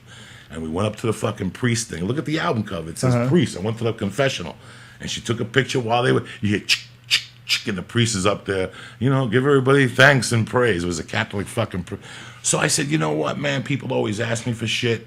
I'll sell it for $5 downloads, and that's it. I don't have to. Can you carry get it them on the road. iTunes? I didn't put it on iTunes yet. I'm trying to get it on iTunes. You got to get. How do we get it on Duncan iTunes? can teach you that. He does it. You can get it on iTunes? Yeah, Yeah, we it's got to gonna get be that on on iTunes iTunes. soon, We got to and make it easy. I for have people one to on get. iTunes now, the one live from the 3 of clubs. That's a men's of men's. It's good, but this one's really fun. I mean, listen, I don't like watching myself. The other day, I watched myself in the beginning of General Hospital, and they focused on my bald spot. I fucking turned it off. I haven't watched it. That's all I seen. By the way, it Fucking- is on Hulu.com. You can What's that? watch General Hospital? General Hospital Oh, it's right fucking. now. So. When you see me walk in, I can't wait. you're gonna die. You're gonna die. I even died. I was like, Except for the ball spot. Joey Diaz is a bad motherfucker. You know what I'm saying? The ball spot was killing the brother. Are you gonna do more? How many are you gonna wind up doing? I hope that they write me back in once this guy Sonny leaves, because I really had a good time. I gotta tell you, I had a good Really? It's me. It's me. It's easy. There's no drama, and you know where you stand. There's no like PAs telling you 5 minutes, come up, you can't. No, there's nothing. I'm always amazed that someone hasn't figured out to put you in a sitcom. I just don't It understand. drives me Soon. crazy. So Or a Doesn't make any cartoon, sense. even. You should be the voice of a cartoon, Adventure It's just a Time. hard sell, but once they're getting it, the word's getting out there, dog. We're doing great things. I'm gonna do great things this year. You We're gonna have to have Mike Maxwell make us a cartoon. We're gonna go. We're gonna do a Death Squad tour too. We're working on that right now for the spring. We're working on. It'll be everybody that's on the podcast. You know, one of those things. It'll be like we're trying to do one with Ari, Duncan, Joey, me, a bunch of us, Kreischer. Get as many of us together as we can and hit some and theaters. just hit some. That'd be awesome. Yeah. And you know what, And we man? should make it one of those long ones. I've been getting a lot of fucking emails this week, and I want you to use your head, people. Everybody keeps saying that you guys and Joe gonna hang out after the show. Yeah, but there's only one problem. It's gonna be 4 degrees. So unless your joint is fucking made out of an igloo or something, or fucking a non-freeze papers, we'll meet you outside. It's gonna be 3 degrees. We really Yeah. have nowhere to go. So I hope that we do post an after party somewhere. Yeah, you should somewhere. have Yeah, an we're after gonna party. have an after Because party. we We're gonna want to see these people. I want to That's do the whole that thing with Pete the Cop.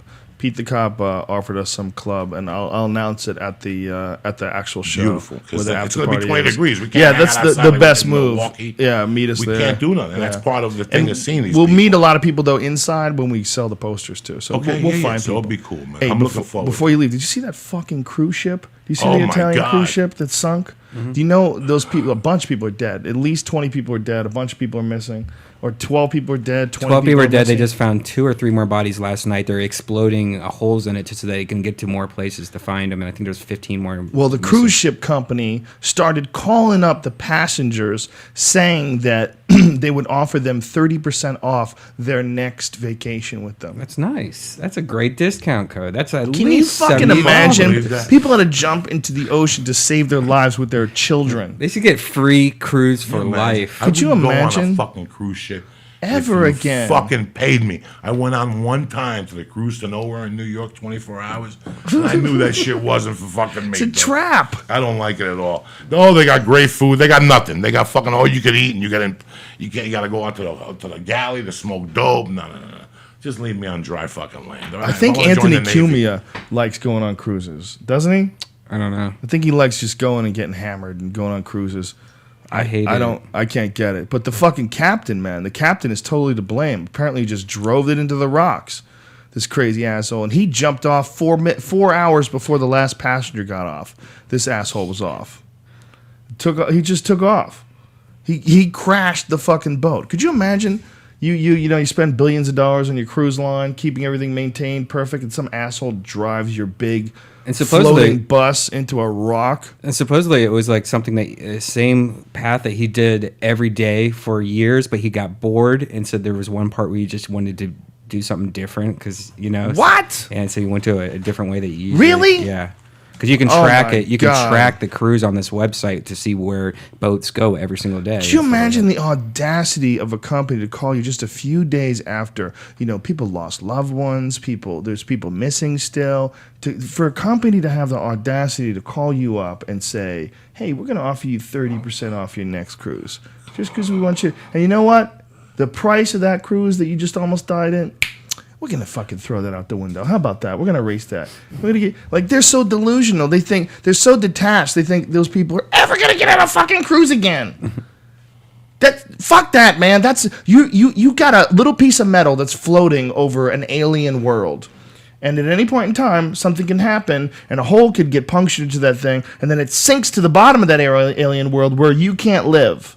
And then what are you in? Then you're in a little floatable raft, You know what? bobbing around in shark soup. And all this time, this has happened when Brendan Walsh and Doug Benson have been on this cruise ship with Ween and like all these bands and stuff. This happened at the same time while they're online, and you could know Doug's probably What are they stoned doing? as hell. Wait a minute. Doug Benson and Brendan Walsh are on a cruise ship? Yeah, with Weezer, and Ween and a bunch of people. It's a Weezer cruise. Really? Yeah, where they're just all in this huge boat together. That actually sounds kind of badass. Yeah. See, that made a cruise sound all right. If you can get a bunch of cool bands, But you know, imagine Doug's just being on that boat with Doug, because you're probably smoking shitloads of weed, and you hear about that happening. You're probably like, oh my god, we're on a boat in the middle of the ocean. And where are they Life traveling? jacket. I don't know. If you Google Weezer cruise, Are they back yet? I think they came back yesterday. Yeah. Wow.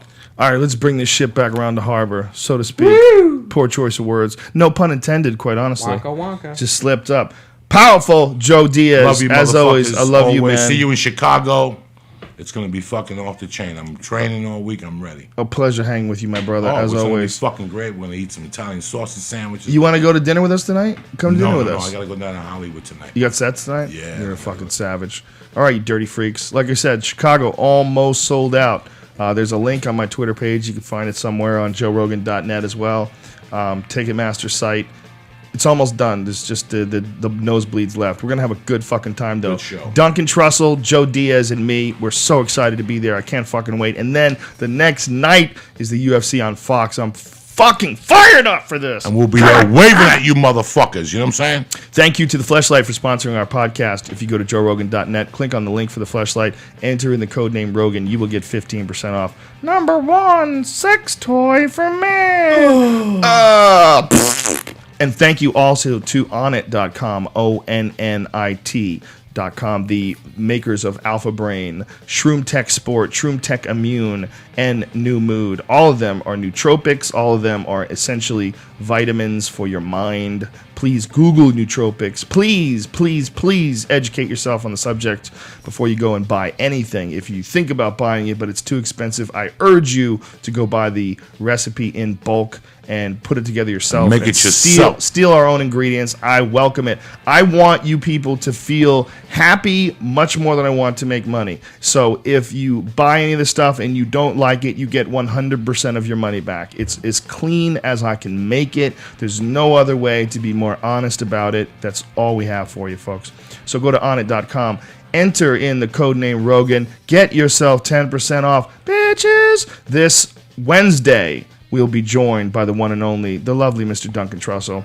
Are you serious? That will kick off the Death Squad Chicago weekend, bitches. Chicago! Hey, can I give a shout out We're to my coming. sponsors real quick? Fuck yeah. NoHo CC for all your weed choices, Divine Wellness for the best edibles in fucking North Hollywood, and TaintedVisionArt.com. I love you, motherfucker. Next week after Chicago, what do you say about you and Felicia? No, you and Felicia coming to the podcast Let's together. do it Pump next up your week. podcast. Let's do it Come next into week. Pasadena. We'll do it in Let's Pasadena. do it at Pasadena. Before Vegas. Yes, before Vegas. yeah. Before Vegas, which will be Wednesday February night. 3rd. Tickets are on sale now at a House of Blues in Vegas. Unfortunately, there's going to be standing room. There's going to be people that have to stand in the back of it. That's all we could get.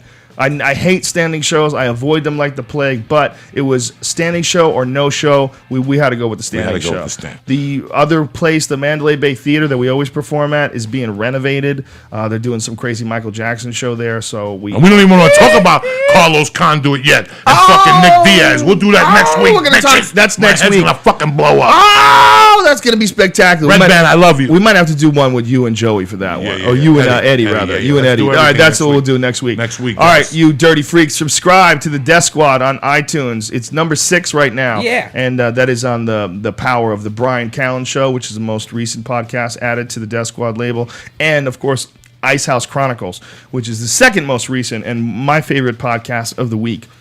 We do that one at the Ice House. We have all the comics come in and sit down. This past week we had Burt Kreischer, Dane Cook, Ari Shafir was on. It's a hang. It's a real look into the green room, completely uncensored. It's the real deal. It's really comics hanging out before the show, and then we jump up at the Ice House, which is one of the oldest and most respected clubs in the country. It happens to be in Pasadena, California. That's where we do our thing. Okay. DeathSquad.tv. DeathSquad.tv. We'll see you guys on Wednesday. Thanks for tuning in. Thanks for everything. Thanks for all the positive tweets and all the love and all the Love you, energy. motherfuckers. We love you from the bottom of my heart. This is a movement. We're all a part of this shit together. This is the reason why this works is because of you guys. It's all play together. music for We you respect motherfuckers you. in the We morning. appreciate it. I love it. We tweet everything that we find that's cool. We're all connected together in this motherfucker. Let's keep it together, bitches. Stay black.